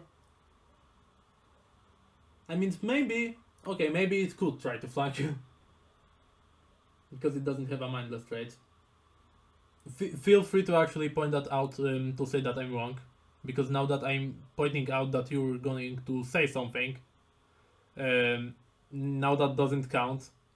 You'll think yourself, so move. The it white will would look have like at this. minimum had to at least spend a single action striding to either the ranger or over to the fighter. However, it now can freely stand in place and take all 3 of its actions attacking the ranger back. So not only have we decreased our own deficiency significantly, but we've also boosted the effectiveness now of our enemy with this choice. For brevity's Remember, this is like 5 squares of movement. So if you just took this square, so if you, because you have this and this square, you could move this square over here,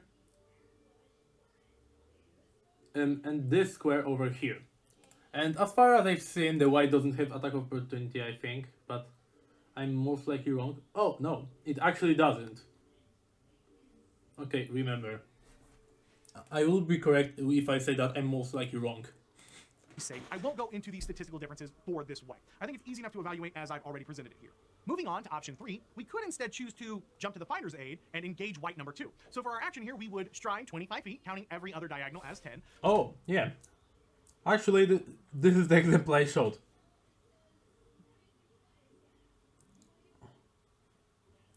Followed by a 5-foot step to get into our final position. And finally, Why step?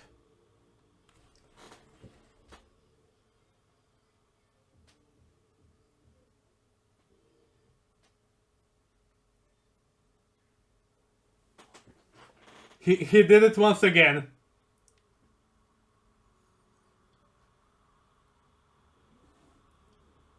If that ranger moved like over here the first, it's like still amount of squares over here is 1, 2, 3, 4, 5, 6, 7.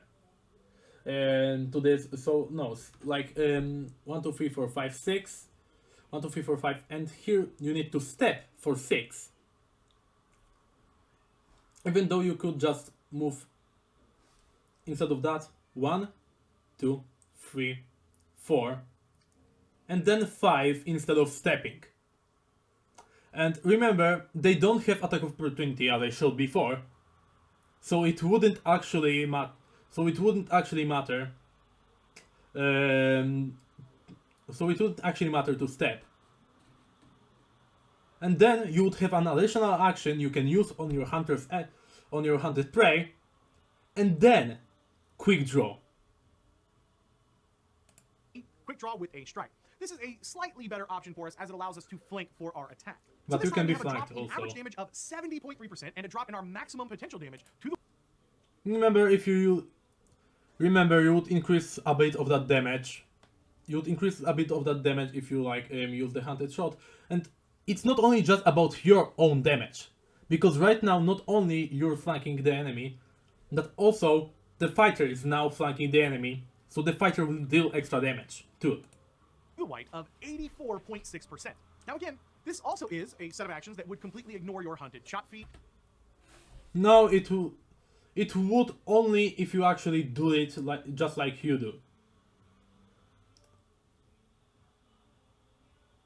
Because you move 1, 2, 3, 4, 5, and then you need to move 6. Because I know that you could move, as you showed before, you can move 1, 2, 3, 4, 5 over here. So you can move 5 times, 5 squares. So over here you can move. Over here you could move 1, 2, 3, 4, 5. But you specifically chose to move on that square and then go on that square. Because if actually you would just over here go to that square, so back to it. And your Hunter's Edge bonus until you decided to switch back to that most obvious choice of actions here on your next turn. However, something to consider is that the fighter now has a flanking partner as well. But before we dig into that, we could also argue that yes, while the fighter can now flank, so Yeah, Whites will also flank.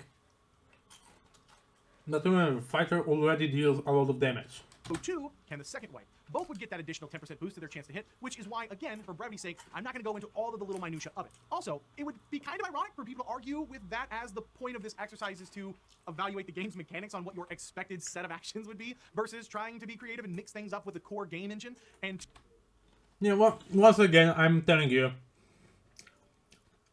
you literally could have skipped one of the squares you moved. But you decided that you just won't skip the square.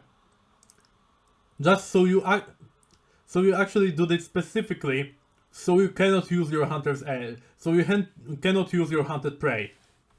to illustrate your point of increased effectiveness and trying something different in a real-world example for this ranger who simply had their counterpart in the fighter really do nothing more than their most obvious. Both would get that additional 10% boost to their chance. No.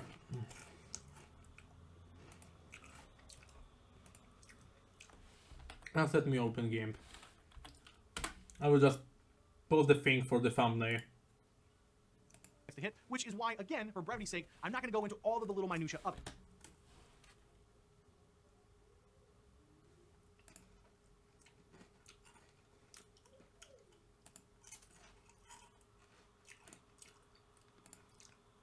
Also, it would be kind of ironic for people to argue with that as the point of this exercise is to evaluate the game's mechanics on what your expected set of actions would be, versus trying to be creative and mix things up with the core game engine, and to illustrate your point of increased effectiveness and trying something different in a real-world example.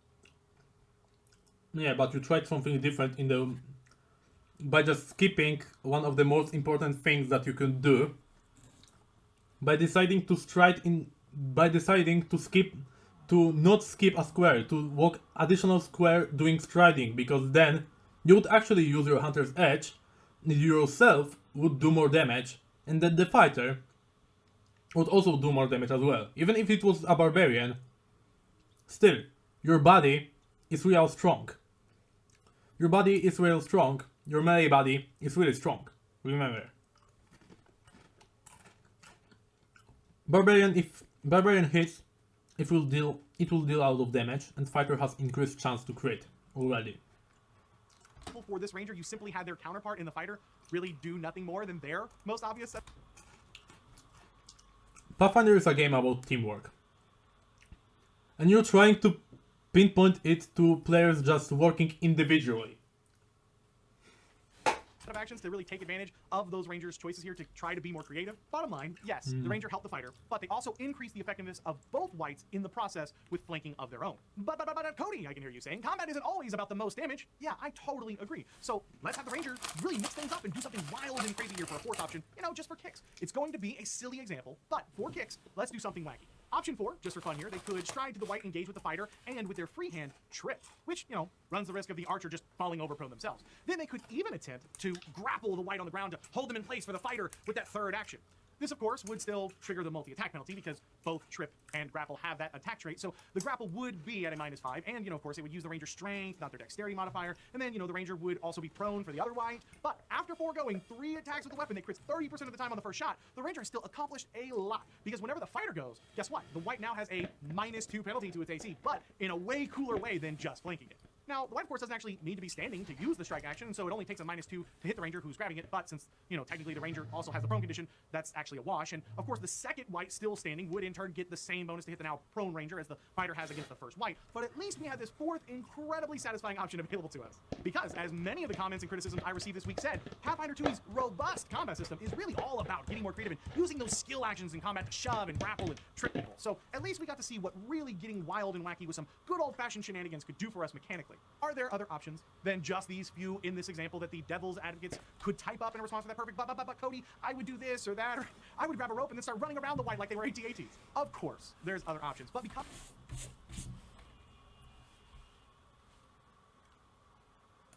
And I'm going to also type this.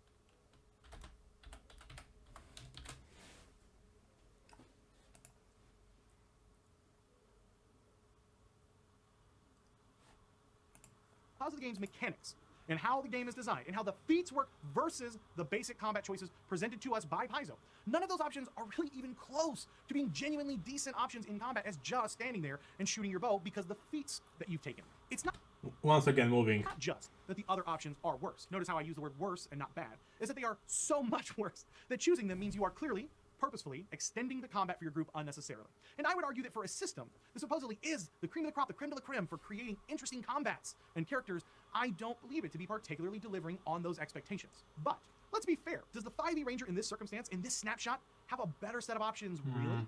The 5e Ranger, unlike the Pathfinder 2e Ranger, in this snapshot, does actually have an additional concern, spacing. Most likely what the Ranger should, and earnestly most would do, is bonus action cast the spell of Hunter's Mark, then fire twice with extra attack, and finally move further away, because they don't want to take damage and have the white trigger a concentration check to lose one of their beloved spell slots as they continue concentrating on Hunter's Mark. It's a subtle difference, but it is a difference, and we should take note. As you can see from Yeah, actually, I would personally use like favorite foe instead of Hunter's Mark. the numbers listed above, we have an average damage from the first shot as 8.65 damage, and our second shot we have an average of 9.25 damage to the white for a total of 17.9 average damage with this set of actions as our baseline. There was a fun bit of math here as we had to calculate the odds and percentages of these shots triggering the Hunter's Mark and how many of the second shots that connected would have had the Colossus layer trigger if we didn't connect previously. And I did find it interesting that our most obvious set of actions here were less than a single point of damage on average different than our Pathfinder example. So kind of interesting. Keeping things as apples to apples as we can. Yeah, because you literally moved, in such a way so you cannot use your Hunter's Mark. For option 2, the Ranger could also move up, just like the Pathfinder Ranger, and engage with the first white in melee combat, which does have the interesting added effect that they, unlike our Pathfinder example, might dissuade the white from piling into the fighter's combat because the 5e Ranger could then trigger an opportunity attack. I mean, this is a subtle but nuanced difference in the core combat mechanics here that, of course, we should consider. Though, I will admit, I don't hold the disillusion that one tiny opportunity attack will earnestly affect a Dungeon Master's decision that much. It probably won't. Let's be fair to both systems here, okay? I'm not really saying that. So the question is wading into melee combat and foregoing our archer fighting style here really worth it? Well, based on the numbers, I have to say, shockingly, it might be. I 100% thought that the numbers here would be a lot closer to the Pathfinder numbers and thus prove my point. But they just flat out outperformed even my expectations. Where we had a drop of 65% of average damage for our Pathfinder example, here we only have a 20.6% decrease from 17.9 average damage to 14.2. Yeah, just engaging in melee combat is not, because Pathfinder is all about teamwork. If you move behind the white and then use hunt prey and then hit, then you would not only deal up just a slightly lower amount of damage, you would also give your fighter a bonus to attack. And what's more, our maximum potential damage only dropped 12% from 66 to 58, whereas we had a drop of 69.3% from our Pathfinder example. I mean, that's kind of crazy. A 12% drop for doing the exact same thing versus a 69% drop. I mean, that's significant. Also, because we they're haven't different even talked systems. about the fact that, unlike for our Pathfinder Ranger, our dnd5e Ranger hasn't increased the efficiency for our white enemy at all, which should absolutely be taken into consideration here. Another option is to have the 5e Ranger pile into the fighter's white, drawing a short sword as part of their move action with their free hand and sliding in behind the white to trigger the flanking bonus for those games that include that variant rule, as really it's probably one of the most common variants in use. I mean, if you don't want to include the flanking bonus and you don't think it's fair that I did, then fine. The numbers are exactly the same as our previous example. But if they decided to flank, it gets really interesting here. For the first time, and spoiler alert, the only time, we actually see an increase in average damage as our average... Notice how he just moved with his normal movement action here. Instead of... Because normally, I'm going to tell you, if it was any different, I mean, it is different. I mean, if it was exactly the same, he would just slightly move he would just probably just move, because, okay, now he literally just moved here, here, here, here, here. 1, 2, 3, 4, 5. He moved 5 squares over here, but he needed to make it so he moves 5 squares normally to waste all of his normal movement. So yeah, Mr. Taking 20. So Mr. Taking 20 I'm going to tell you, if you played it exactly the same, you would not use Hunter's Mark. Because I'm going to tell you, probably you would not really use Hunter's Mark, because once again you would probably use your bonus action to then stride.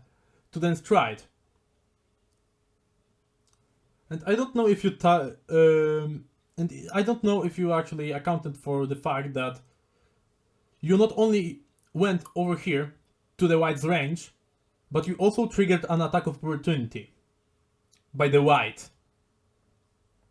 while moving here.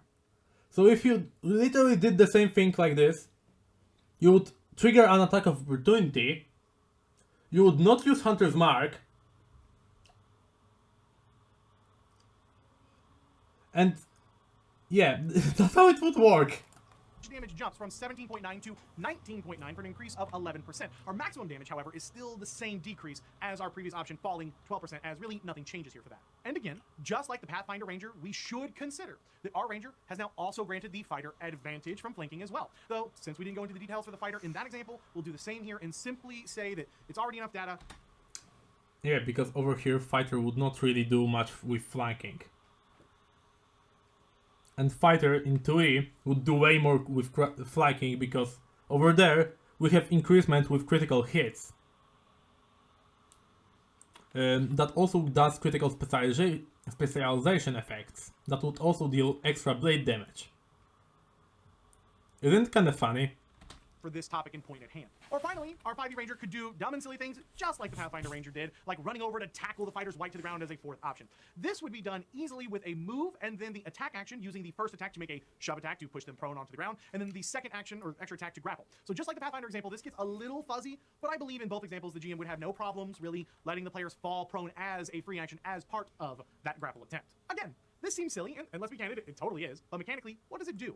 Well, first off, the white 100% still gets to attack the Ranger, just like the previous example for Pathfinder. And the sad part is that even though it's grappled and prone, because the Ranger is prone, the advantages and disadvantages would totally and completely cancel each other out, regardless of the fact that the white has disadvantages from two sources and only advantage from one source. But if the 10 intelligence white wanted to finish off a low hit point fighter, the white would still have to escape the grapple and use half their movement to stand, giving them no further action economy to still attack the fighter. This is a small but noticeable difference from the Pathfinder example.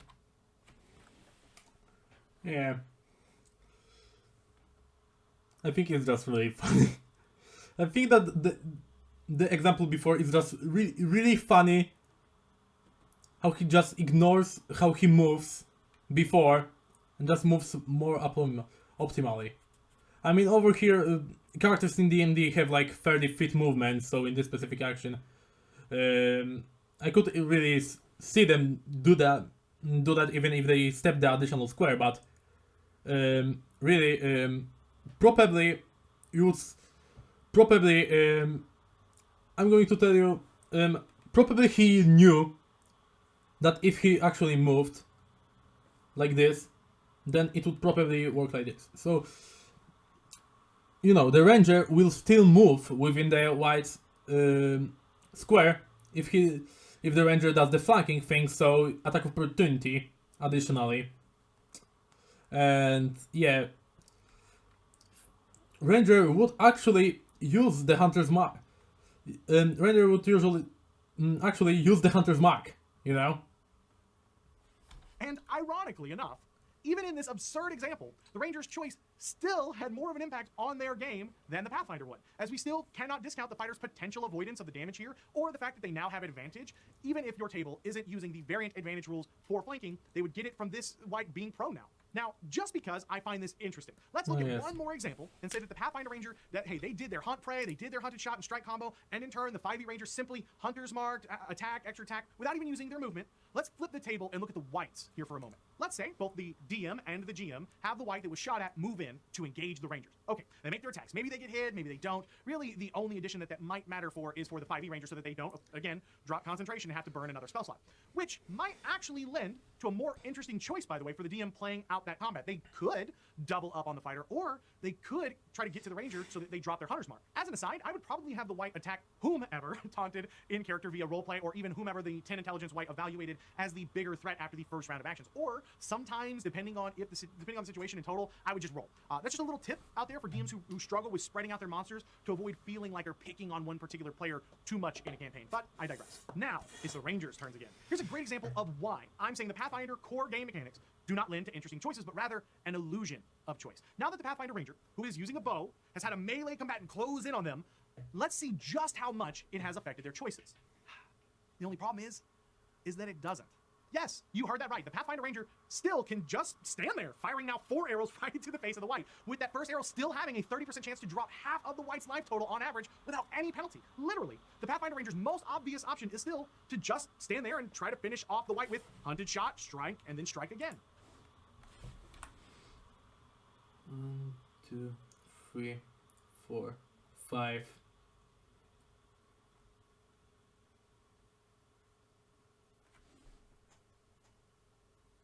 You move 5 squares because you have 25 movement speed, as you shown, because you were able to move over here. And you literally just exchange that square for that square and that square for that square. Then you use Hunt Prey and then Quick Draw. You get bonuses, and pretty much the best, and the white needs to then use their action to move towards either you or the fighter to try to flank the fighter. But then you two will probably really quickly finish off the white over here,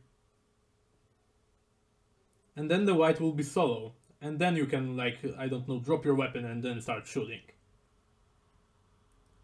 Or not even drop the weapon, you can just move once again and do that, because there are no attacks of opportunity.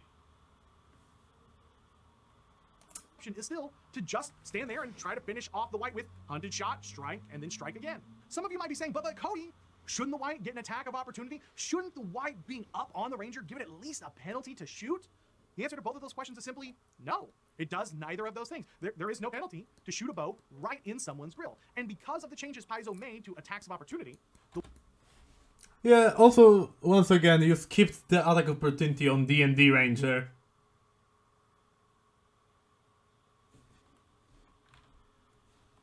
white actually doesn't get any reaction here. The Game Master's choice to move the white into melee with the Ranger has had zero mechanical effect on the game.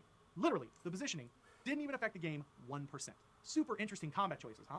I can hear you keyboard warriors losing your minds right now, so I will address the fact that yes, if the white had been a different monster with the attack of opportunity feature, shooting the bow then would have triggered an attack against the Ranger. And yes, you're absolutely correct. I'm not denying that. But I went through the entire bestiary by hand and counted every single stat block, no matter how similar they were, to just see how many of them had attack of opportunity. My total, 55 out of the 411 stat blocks in the book. So that's just 13% of the monsters in the game, roughly, or at least the first bestiary, that could get that single reaction attack. And yeah, once again, you could just move towards this one. That guy. Just do that thing. because it matters, 9 of those 55 were versions of the same dragon. So I counted the young red, the adult red, and the ancient red each, and so on. So really, the variance of the monsters that have attack of opportunity isn't even really that high. Also, yes, the white technically has a reaction when it dies to attack again. So moving it there would theoretically matter if the player didn't know the stat block, which, by the way, they shouldn't, okay? If you're a player, don't read monster stat blocks, damn it, okay? Worst case, if the Ranger player was really worried about triggering an attack of opportunity, they could have gone from 4 arrows down to 3 and simply just moved away 5 feet. The point really is all still the same. But what happens when the shoe is on the other foot? What happens when the white crashes down on the 5e Ranger?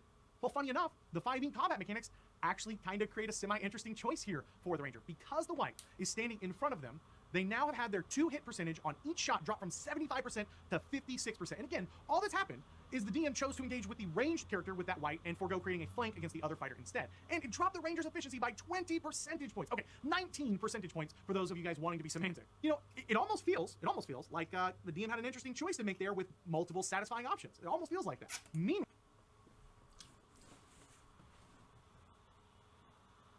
I mean, bro, you literally doing your calculations, you skip the most important thing. Over here, 5e fighter, okay, advantage would help 5e fighter. But I'm going to tell you, 2e fighter are crit machines. And if they hit critical specialization effect, also, so if you move 25 feet, as I'm going to tell you, you could move 25 feet. If you could move 25 feet there, you can move 25 feet over here. Because, once again, 1, 2, 3, then vertically 1, then vertically 1 another, which will be 3, 4, and 5. Vertically yet again, because you can move vertically. And then you can hunt prey and then hit. I mean, to me at least that looks like an obvious option. To me it looks like pretty much the most obvious option if you're not trying to use a bow. Then that is the most obvious option. Just to move normally. I don't know what kind of benefit would you gain by moving one extra square and needing to step. Because wives don't have attacks opportunity.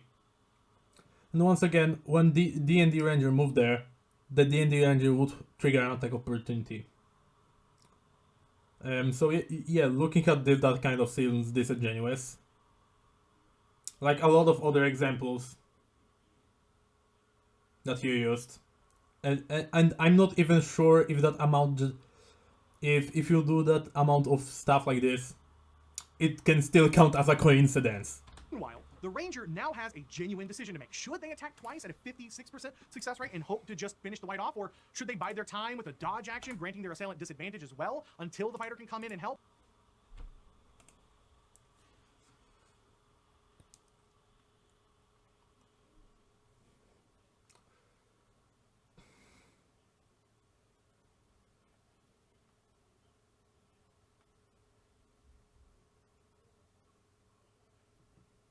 We're going to go back to this one.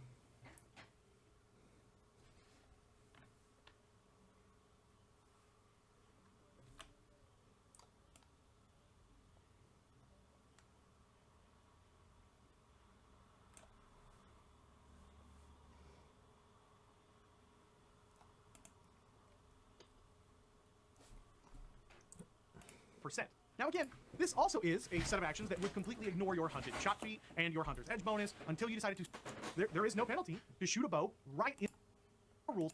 Wait. Took the time to write out 4 choices right here versus Pathfinders. Look in their own videos or forums. Because guys, because context matters. I am not saying that I believe that Dungeons & Dragons 5th edition doesn't have repetitive issues in combat. Okay, I'm not saying that. I'm not saying that I believe dnd5e's combat Yeah, I know, but I'm not upset because you say, hey, your system has repetitive issues and ours doesn't. But it really, that what you do kind of discourages new players from playing. And over here you also use examples that are disingenuous. I mean, the effect is pretty much the same, but because you said one more thing, now you think it changes. Better than Pathfinder 2's combat because of this one example. Although, I mean, really, after digging into it, maybe I should.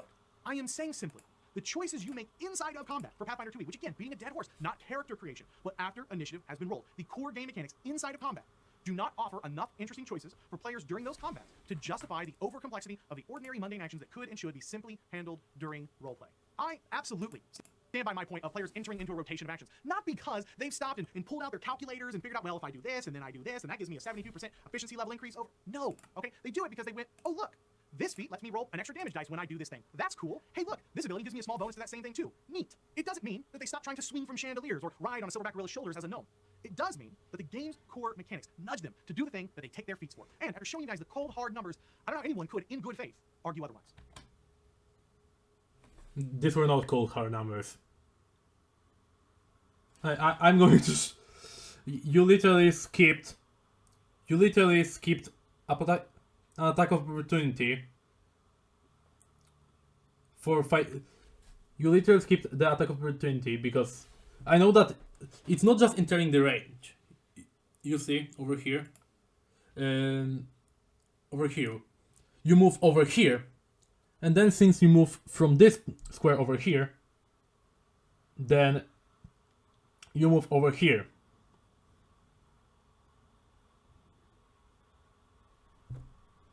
Then it would moving from this square over here to this square over here would trigger another opportunity, you know?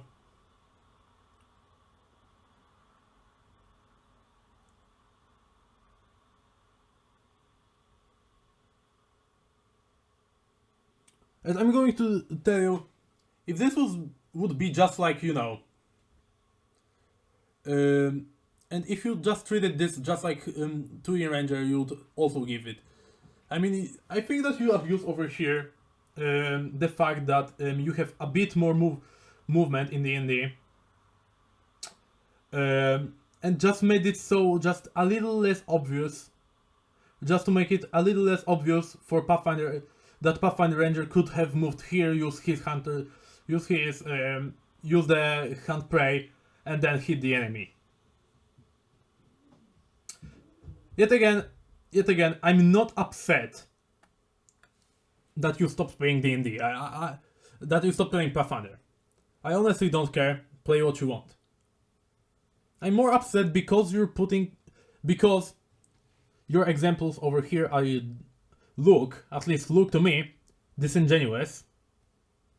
And also, yet again, because it discourages new players from trying other systems than D&D. Because with the amount of things that you have shown in this video that could have been avoided, but you seem to just glance over, which so happens that all of these things that you happen to glance over land in the position of D&D being better.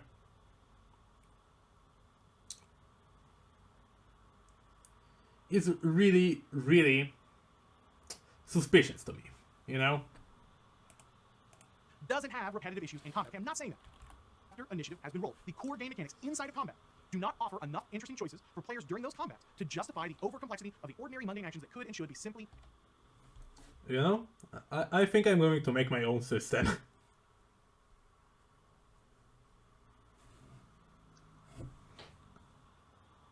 Actually, I mean, I'm actually making my own system. It's not because of because of Pathfinder.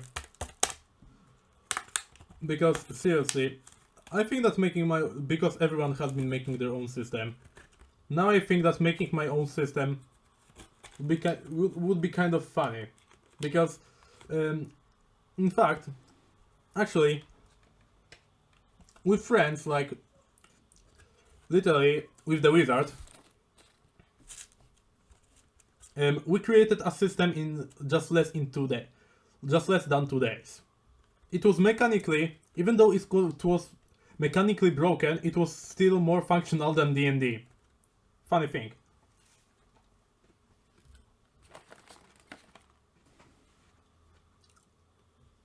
There you know, it had a bit less classes.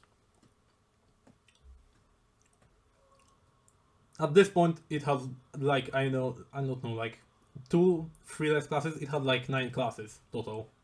handled during roleplay. I absolutely stand by my point of players entering into a rotation of actions, not because they've stopped and pulled out their calculators and figured out, well, if I do this, stop trying to swing from chandeliers or ride on a silver.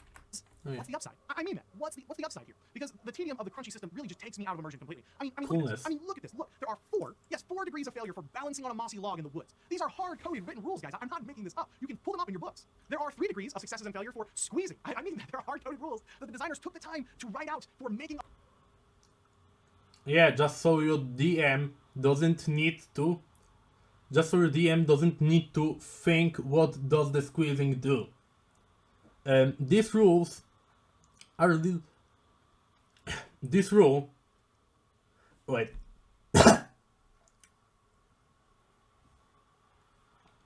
These rules over here are an indication, so DM doesn't have problems, especially new DMs. Because if you try to DM for 5e, then you will probably most likely be discouraged from DMing. So as I said, the guy that for the purpose of this being a YouTube video I called Necro, was a DM and and we played Lost Mines of Phandelver. And then he also played like, and then he was kind of, and then he seemed like kind of tired of being a DM, to the point that even when we moved to a Pathfinder campaign, he kind of needed to take a break from being a DM. Even if we moved, not because we moved. It was even if we moved. I mean, I'm going to tell you, with the amount of stuff that he was trying to improvise, as a DM instead of just checking the rules, instead of just like checking the example rules, and with the stuff that also, because he started with D&D, he was expecting Pathfinder to being hard-coded. He expected higher rules for everything. Bigger rules for everything. So, in turn, once again, mostly the rules in Pathfinder are for GMs to look as a reference thing, so you don't really need to figure the stuff out, you know? So you don't really need to figure the stuff out yourself. A request that have 4 possible different outcomes for the Game Master, depending on how high the player's character rolls on. Yeah. Actually, to be honest, that I think that is same with D&D. Literally, just instead of with all of the stuff on a nat 20, it would be pretty much the same. Okay, they agree to a request. With a success, they will probably just want more money, or something for a request, or something like join us to help defeat the dragon, and this would be like, probably if they succeeded, they were like, I'm going to take some of the dragon's hoard or something. And with critical success, they will probably be like, oh, fame. If you rolled a nat 20. All you really need to just do over here to get D&D is just replace critical success with natural 20, critical failure with natural 1.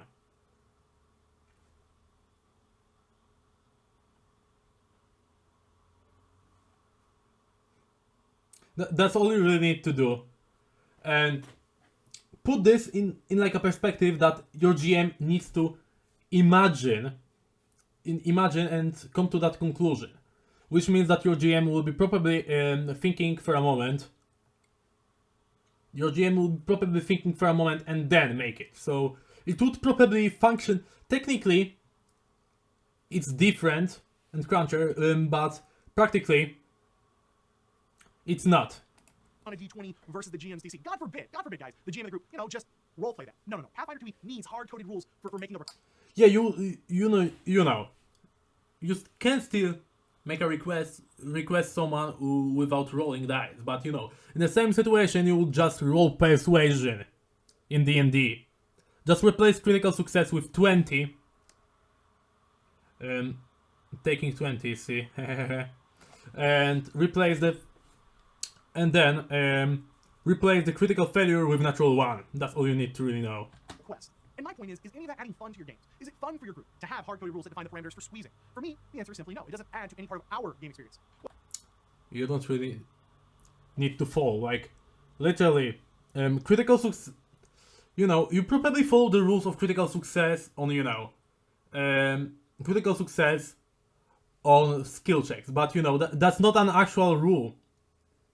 Just community made it up together. You don't need to follow every rule for every situation.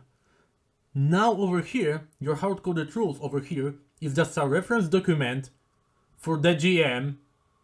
So the GM will generally the GM after reading this will probably generally remember what will happen. What will happen, Well, Cody, you could just ignore all those extra parts and rules that you don't like and house rule all those things. Yeah, sure, I absolutely could do that. But my question is why though? There's already in D&D, you house rule pretty much everything. Very funny thing, because you can go on the channel Pack Tactics and very funny thing. Revivify does not work. Or clairvoyance. I think I don't know which how it's called the second one, but it allows you to like see places and stuff like that. But you know, Revivify does not really work in terms of rules of D&D. The very fact that you use the Revivify, it's not within the rules. A game system from my table that ignores those tedious rules. I mean, look at this right here. This is a perfect example of what I am talking about. In the Dungeon Master Guide for 5th edition, it lists both the standard rules and the variant rules for identifying a magic item in 204 words. Pathfinder's 2nd edition is spread out between pages 238, 503, 504, and 505, and includes... Yeah, because here you have example DCs for players to check this. And I'm going to tell you, the spells over here, this is just identified. You have one page, just one page, and as you can see, in D&D, this feels kind of more squeezed. But over here, you just have successes. So you just have successes that in D&D, only thing that is different is that you need to imagine what success is. Over here, just you have a reference that you probably just have in your mind after you read it. But essentially, just this. Over here you just have a simple explanation that is more of a flavor text. So essentially, this part of this, that I'm circling around with my mouse, in between like identify magic and above critical success, and below identify magic is the actual like flavor that you need to do. Over here you have like a little table that you know you could squeeze more.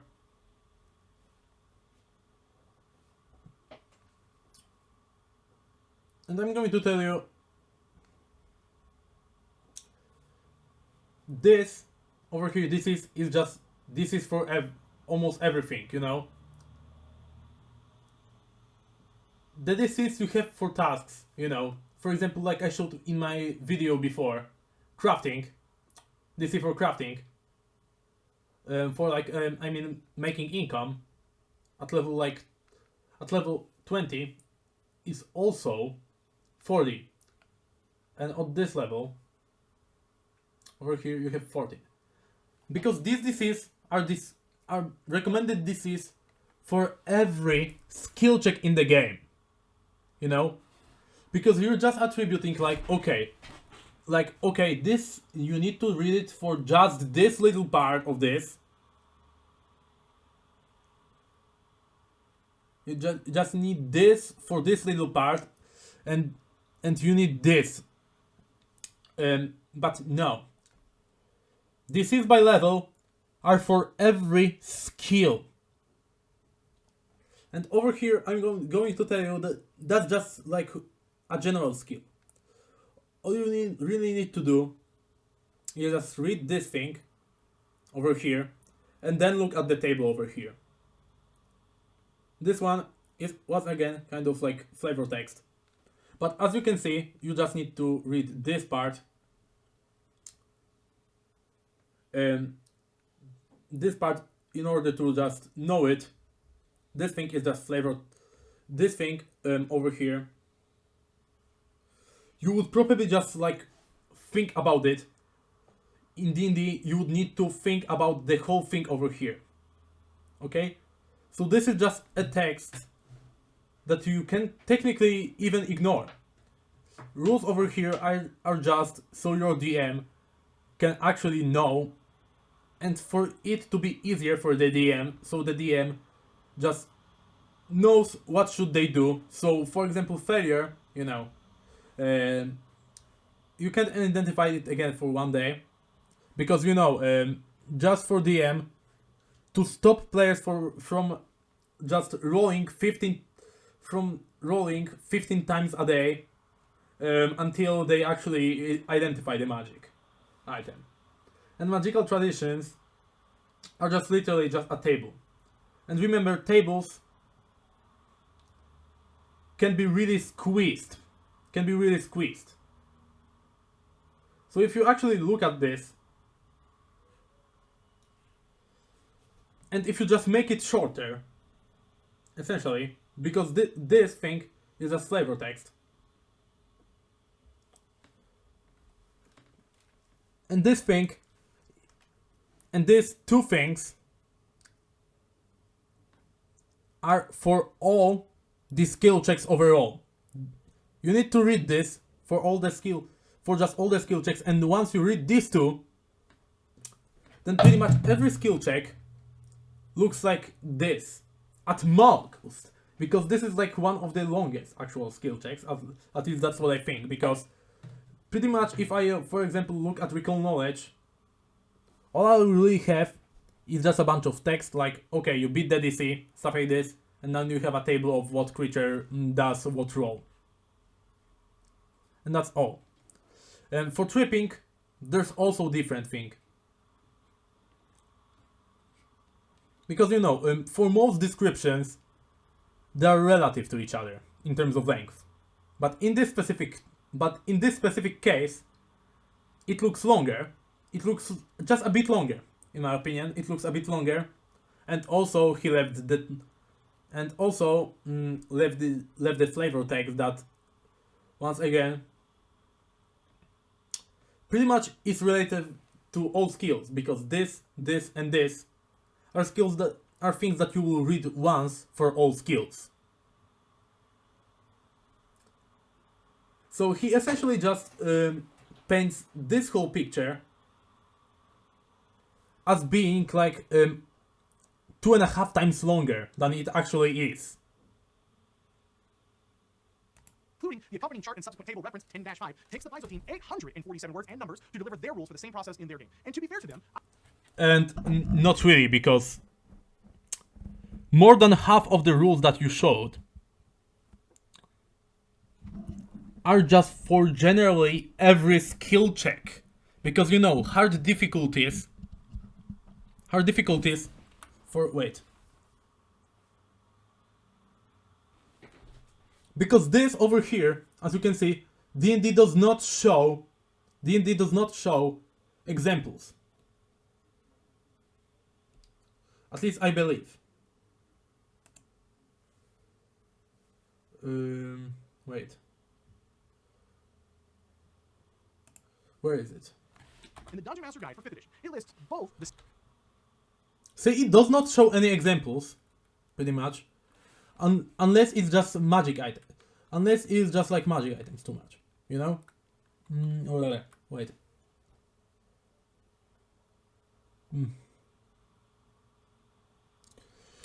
Okay. It shows you pretty much normal things, and over here, by that I'm let me just explain it further. Okay, over here you still have like this example, but over here you have examples for all skill checks overall. Okay, that's what I mean. D&D shows just like a specific example, but doesn't really deliver too much for DM and just leaves it, okay, now let's make your game for us. Over here, this what you added is pretty much flavor text. Over here, once again, just that's simple. Over here, this is just for all DCs overall. So you can just cut this part, and let's say even if you leave this, then it won't take much more than the used. And numbers to deliver their rules for the same process in their game. And to be fair to them, I didn't even include the paragraph of the rules that the 10-5 table was included in on level-based DCs. I mean, look, I can't be any clearer here. If you enjoy that, then great. I mean it. I said That's that just it shows that Paizo has a passion for this style of overall gameplay. DCs. It just ain't me. The trade-off of dealing... Okay, I'm not telling you that it is you, but really fun thing that you said this at the end. And overall, you just started within like first a couple of minutes of saying, oh, how horrible Pathfinder players are. And you know that after a couple of few minutes, a lot of people just quit. And at about this moment over here,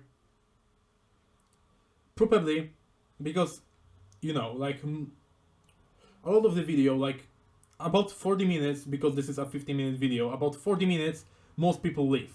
And now you leave the information that should technically be said at the start. If you were going to say it, you should technically like say it at the start. And you say it like just after the moment where like audience retention like dropped to 20%, so only like 1/5 of players will actually see this part. With all these little rules. And the players that will probably watch to this part already are the players that already play Pathfinder and are just angry at you for what you do. And the problem is not about just you not enjoying the game. It's about you discouraging other people from trying out the game. Calling Pathfinder players monkeys as far as like 3 minutes, calling them horrible people at 2 minutes, calling them monkeys at 3 minutes, and then just talking that they're complete harassers and idiots. Only showing the example to actually prove your point. I'm reacting to your video because you have your examples that show your point. And that's within the reaction. But you over here, you just use the video reference for one thing that used your point, and didn't actually pick any other videos that actually address the issue, like Rules Lawyer's video. You didn't put a single clip from this video. You didn't put a single clip from Nonat1's video. You didn't really pick a single clip that does not... You only pick a single clip that does confirm, that just does confirm.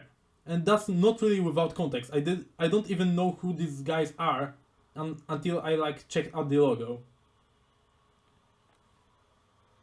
There's no context, while over here we have way more context for this. That we got, is it worth the incredibly complex combat system? Because in my opinion, or really, as I hopefully illustrated in this video with cold hard numbers, the combat system for Pathfinder 2... That cold hard numbers and ignoring how can you step with actions, and ignoring D&D having attacks of opportunity for a moment. That's kind of funny how you ignored D&D having attacks of opportunity when the ranger came to the white, but when the white came to the ranger, then you didn't ignore the rules. You forget the rules when you completely just forget the rules, or just make a mistake when it benefits the D&D side. That's my biggest problem. Seriously, if you just said that, well, Pathfinder seems... Pathfinder is just not my type of gameplay. I just think that that encounters should be quicker. I would agree, yes. In D&D, encounters like last 1-2 turns, when in Pathfinder they last like 3 to 5 turns. I would agree with that. But the moment you say that it's just, this is illusion of choice, all of the choices, all of the positive things about Pathfinder, they do not exist. They do not exist, they are just an illusion, a mystification. Then that makes other people think that Pathfinder is a horrible crunchy system. Or something like this.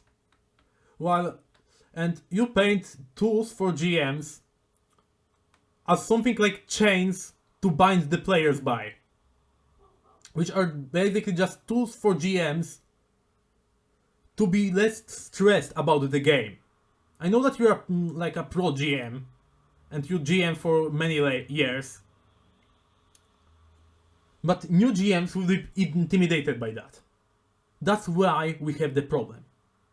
2e isn't very deep or rewarding for martial classes once you really dig into it, in my opinion. I will say that I don't find really much difference at all between the two systems when it comes to casting spells. Functionally, there's really not much difference in my 5e games and my Pathfinder games between my caster PCs, and this is probably because most of the Pathfinder spells take 2 actions of your action economy anyway. So in practice, side by side, they do seem practically... Yeah, it just changes martials to be stronger. identical as each can in essence cast a spell and then make a move. It's very, very similar, and I wish Pathfinder 2e had more versatility with allowing players to get creative with breaking up their spells down and casting up, not with spell slots, but really with their action economy. I said in the last video, and I'll repeat it, I think they had a great... With their action economy, change spells with their action economy, wait. Heal...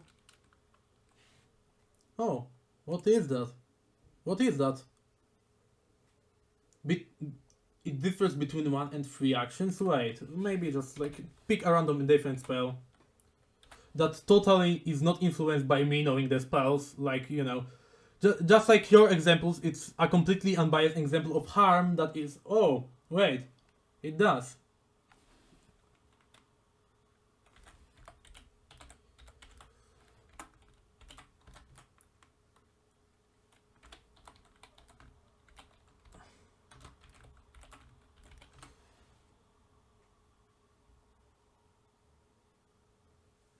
Right. Just, I'm going to type.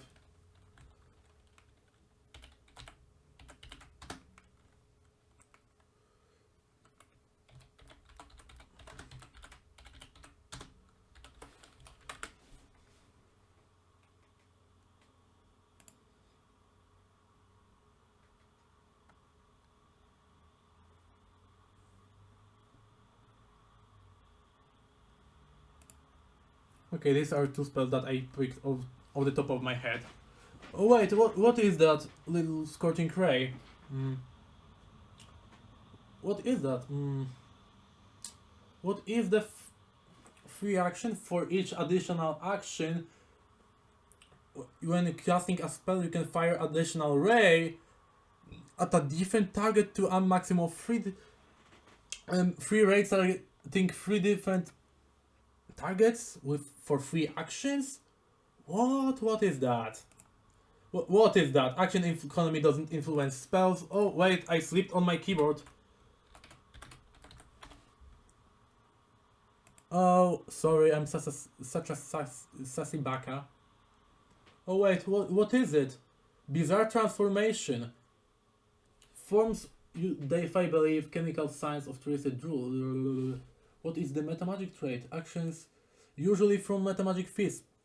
Tweak properties of spells with actions. You must use a metamagic action before casting a spell you alter. If you use any action, including free action and reactions, other than cast a spell directly after you waste benefits of the magical.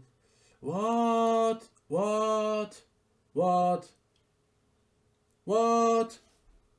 How many spells? How many spells there are?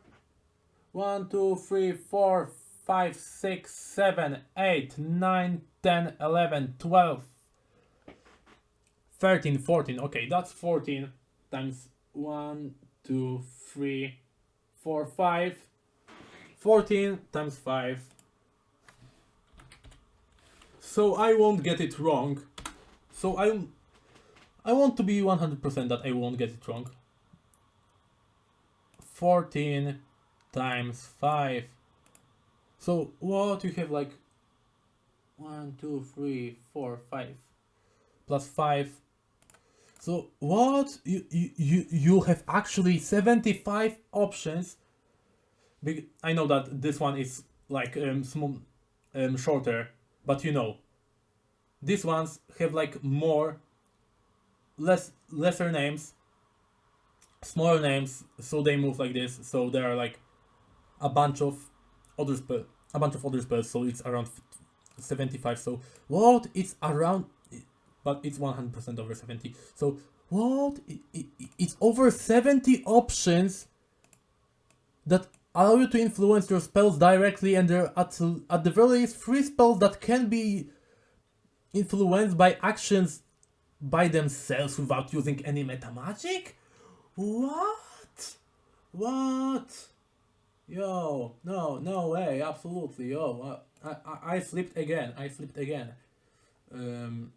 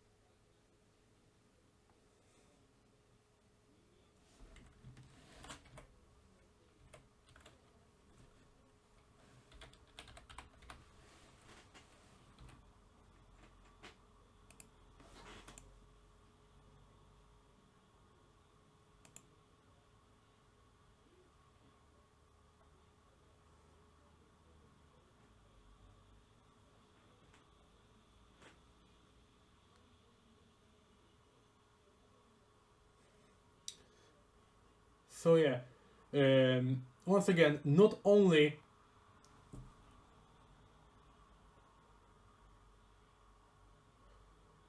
not only do we have, at the very least, 3 spells that I can recall that can be used with multiple actions, but also we have like, at the very least, 70 metamagic options that can influence spells. Because most of the Pathfinder spells take 2 actions of your action economy anyway. So in practice, side by side, they do seem practically identical, as each can in essence cast a spell and then make a move. It's very, very similar, and I wish Pathfinder 2e had more versatility with allowing players to get creative with breaking up their spells down and casting up, not with spell slots, but really with their action economy. Yeah, heal and harm, I'm 100% that they were from the start of the game because they came out with Cleric. So once again, a very dense and generous thing. And Scorching Ray,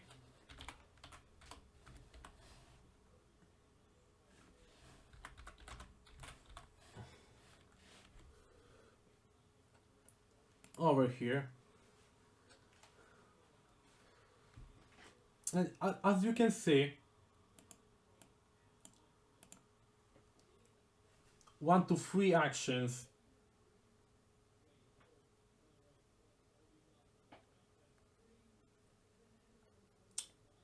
Which literally changes, and oh, it's from Secrets of Magic. Okay, I can forgive that.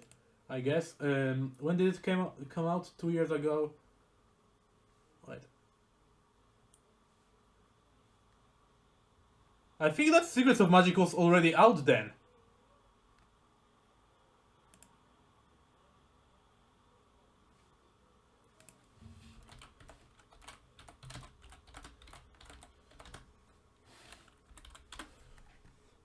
Wait.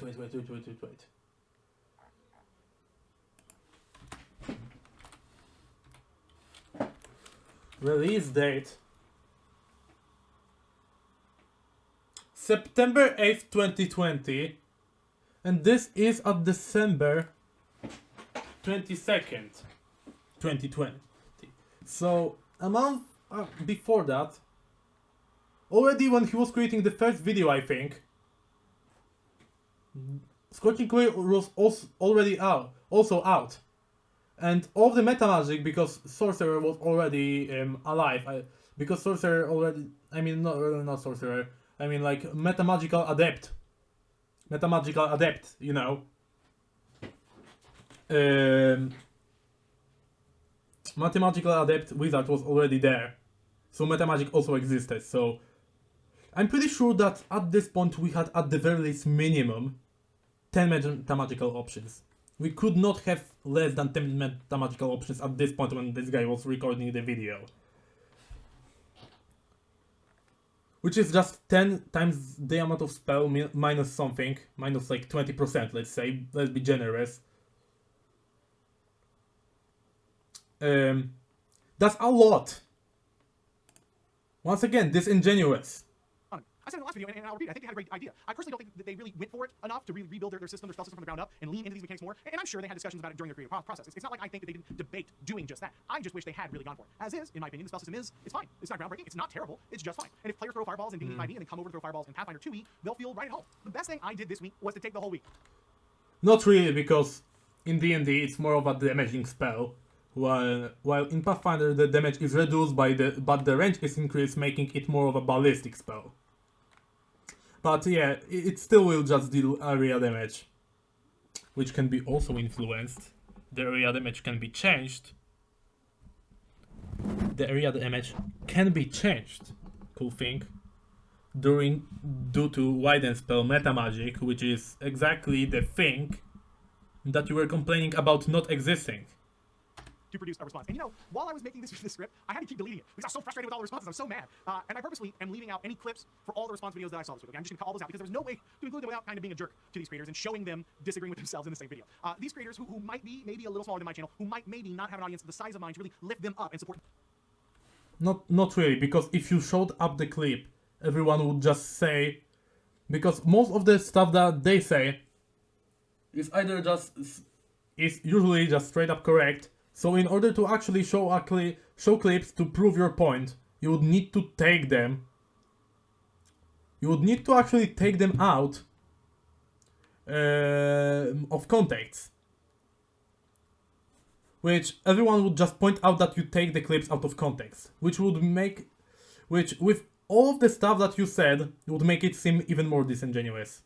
Them like I had this week. So for that, I just want to thank you guys. And I think, doing that to them would just be lame. So I'm just not going to subject them to that, because after seeing how cringy anonymous keyboard warriors can be this week talking about a game, singling out any of them would be a really mean thing to do, and that just ain't me. What I will do is say this. I watched the responses, and it was frustrating for me, because in all the videos they would say one thing, where they kind of undeniably agreed with me in my assessment of the mechanics, and then immediately they would turn around and just tell me to be more creative, which, if I can speak candidly, I found to be a pretty insulting thing to say. I mean...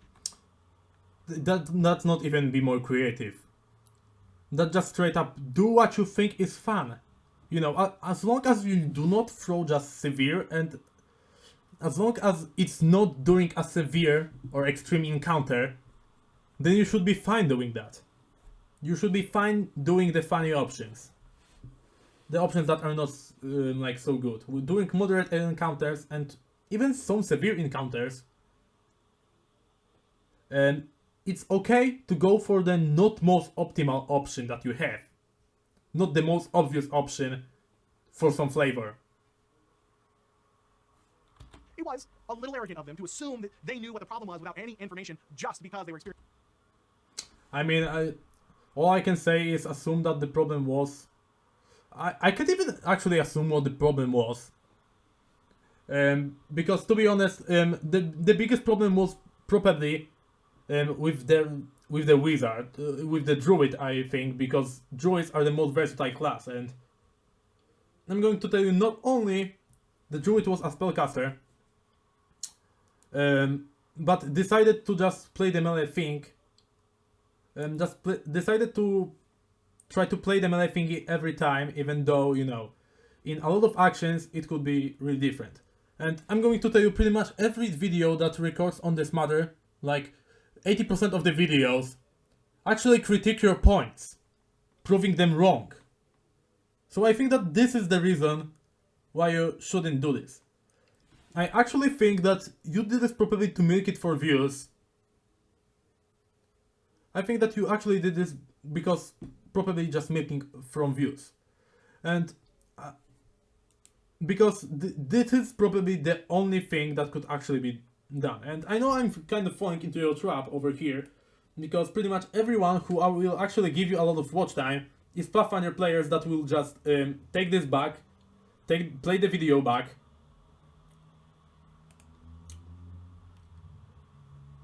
the Pathfinder players will just play the video back and rewatch it over and over and over again, generating you more money. That's at least the only way that I can actually think this, because you will not be covering any Pathfinder content, so you just probably wanted to stir up drama to gain some views and popularity for your channel. Because as far as I see, that this one has like 140,000 views almost. But I'm going to open up your channel and check your new videos.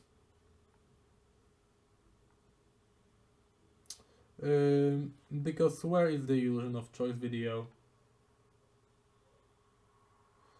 Over here you still got a pretty decent amount of views per video when recording the videos, D&D stuff. But you knew that I'm going to tell you, even compared to like most of your videos, I know that some of your videos got like 600k, 400,000, but this video outperforms a lot of your videos. And you probably, and especially, I'm going to show you that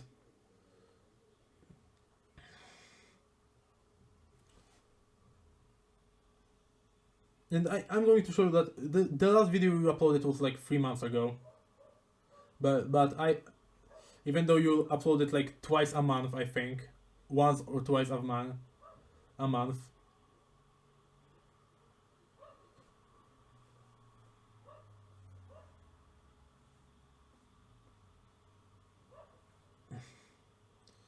I'm going to tell you, since the OGL dropped, then you were not really since the GL dropped, I see that you were not really active.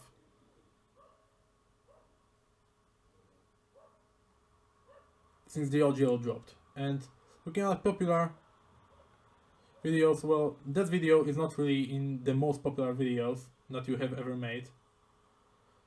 But I'm going to tell you, like, from the perspective of years, your channel views dropped from 4 years ago. So,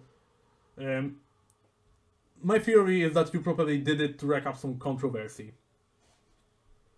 Because, as I can see, your newest videos you got, well, wait. Oh, okay. Oh no, these are popular videos. Once again, from like 3 years ago. Because your newest videos, once again, now hardly gather the amount of videos. Like your newest video, 23k, then 21k, and stuff like this. I mean, I think that you saw the decrease and thought that by antagonizing yourself into something, you would get a bunch of more views. But your views started dropping from that moment on. Because I'm sure that this seems like a very clickbaity title to me. And it didn't really garner as much attention as everything. Like, like over here, you do get this. And it's pretty consistent. And while you recorded this, you saw that your views came up. And your views started to drop. So, to be honest, I think that you probably sided with Wizards of the Coast or something. Or probably considered making like a deal with Wizards of the Coast or something.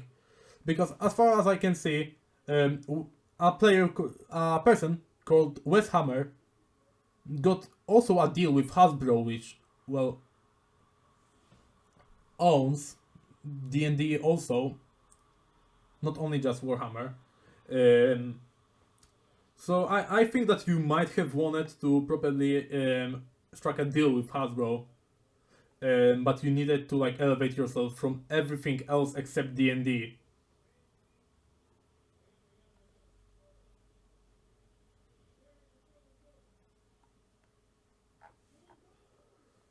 Because that's pretty much everything I could think of. Experiencing their own cognitive dissonance. And the funniest thing to me all week is how many times I heard their problem is, his problem is, and I actually never, not once, in my videos said we were having problems in this game. We're not. The game is fine. Now, we may move on to something else here, as we've already ran this campaign for a year, so the group may make the decision to try something else out at the end of our next book. You know, I just don't know yet. But I tell you what, I'm gonna give all these creators a pass this week, because I think it's just better to let the scenarios that we examined earlier in this video speak their truth. However, there is one creator that I watched, I was rather impressed with, and I haven't seen this individual before, and while they did not agree with me, the way they disagreed with me was notably civil. And their insights into the mechanics clearly came from a place of being able to dissect them in an objective way. So I really just want to take a moment here to plug Tommy over at Black Dragon Gaming, and I'll throw a link down to his channel below. If you guys and gals are interested in hearing more insight on Pathfinder 2e, because you guys like Pathfinder 2e, maybe go check Tommy out, see if he's got some cool stuff for you. Now, there were a bunch of silly little criticisms for me this week that I want to show you. I got a pretty good chuckle out of, like, I made this video because Wizards paid me to, or that all I care about is D&D, or that I'm the worst person on the internet, or something, to which I'll... Yeah, because Wizards pay you to, it's probably like the most, because it's probably like the most obvious choice. Yeah, let me just make it ironic by saying it's the most obvious choice, like you just said obvious choices this whole time. But seriously, Cody, I have no idea why would you just step additional square over there, other than just trying to purposefully lower this. And also you ignored an attack opportunity. You ignored so many points about the end. You ignored so many points in favor of Pathfinder, and that it's really hard to believe you. That's why I think you're getting the backlash. And I'm going to tell you, most players, Pathfinder players I know, are civil. They just point out stuff when they see that it's wrong. I'm going to tell you that seriously, you didn't redact anyone except just like Tommy.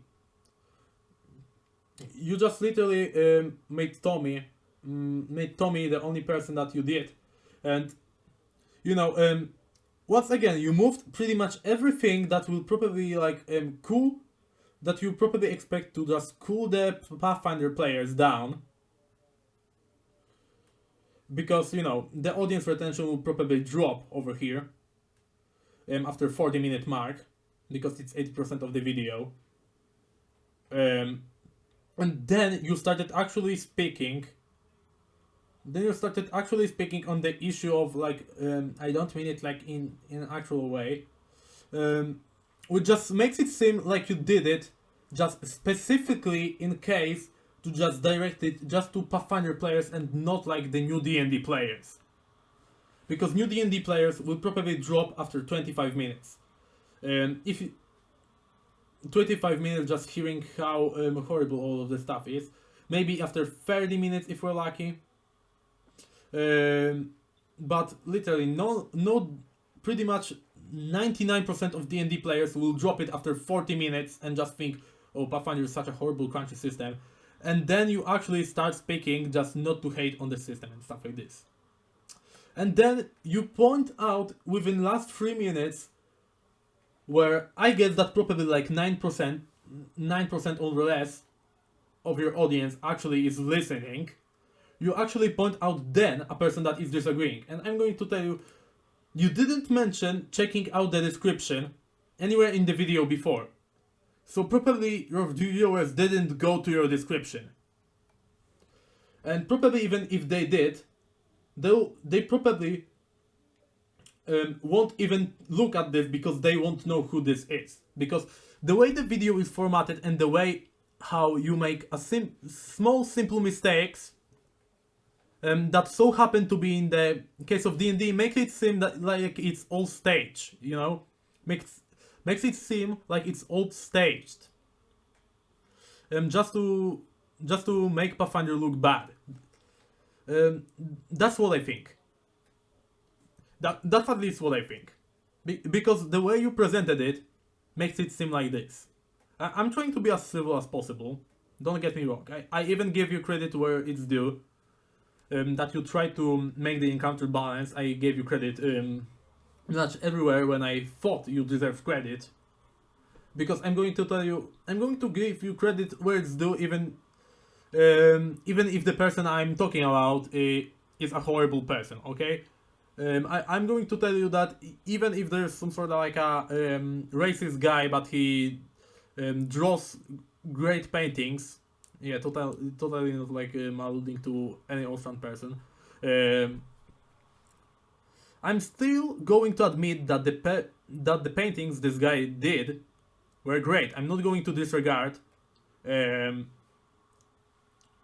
artistic talent of this person, even though I won't like the person personally. I'm going to tell you, I give credit when it's due, whenever I feel like there's something to be credited. Okay? Because the way you phrased the whole video makes it seem really disingenuous. And I'm going to tell you, the chance of this being a coincidence with so many of these mistakes would make you seem just like one of the would make the video seem like one of like dream speedruns or something like this. I don't really watch the Dream Guy or something, but my brother keeps telling me, hey, that Dream, he make a fake speedrun or something, you know. So that's why I'm making this comparison, because he talked about this a lot. So yeah, that's what I think. But I'm going to watch the video till the end. Say, you know, I'm sorry you feel that way, but you know what?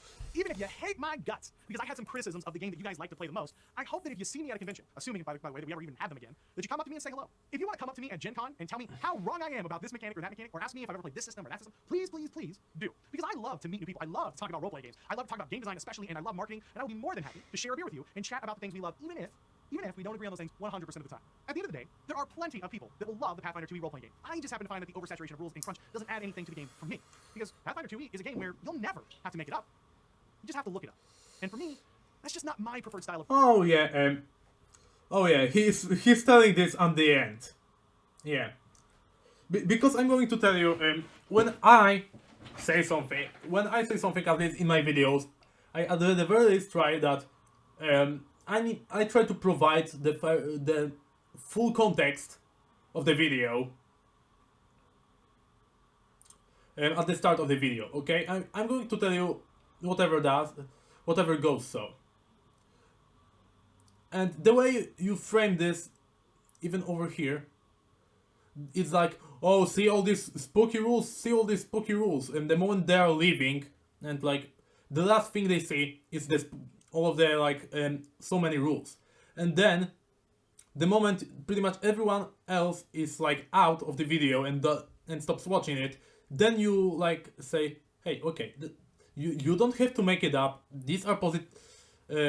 He only talks about a positive of Pathfinder, part of Pathfinder, when the video is near the end and not many people will watch. I will try and am trying currently to, every time I have like a video, to provide all the context that I want at the start of the video. I'm pretty sure that I at the very start of the video, when I was like at 2-minute mark, I already said that it's, and I'm pretty sure that I mean, I'm not so sure about if I said it at the very start of the video, but the moment I started watching the video, before I actually started like spewing anything, not this, is that my problem is that he is discouraging new players from starting the game, you know? I said at the start that this is my problem. This is my position, because he's this, this is my position.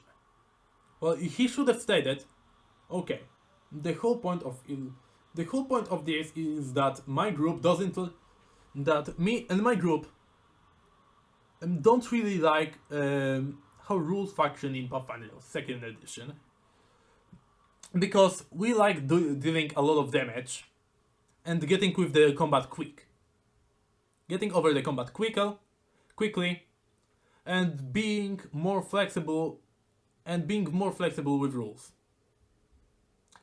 Because in my opinion, just not having rules and trying to make up everything, just in my personal opinion, makes me feel more safe. At this point I would say, okay. I see where you're coming from, and you wouldn't even need to do examples to like convince me not to be angry about you. I would just say, okay. That's your point of view. Well, I think that's up for debate. My personal opinion is that. But over here, it just really seems disingenuous when you put all of the context of the video that you should have stated at the start at the end, because you know that only the Pathfinder players will watch till the end. At least, I'm pretty sure that you know that. Only the Pathfinder players will stay till the end because they're angry about it. But all of the D&D players will probably quit the video, will probably get bored of watching this and get the video at probably 40 minutes max.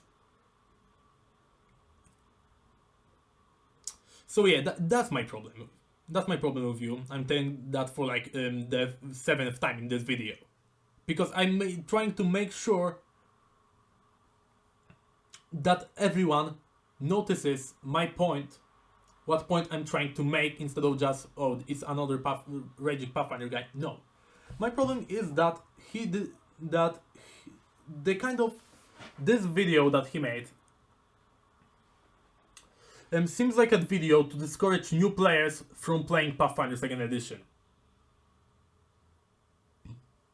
And I'm just telling, every piece in the puzzle is falling like really close on top of each other.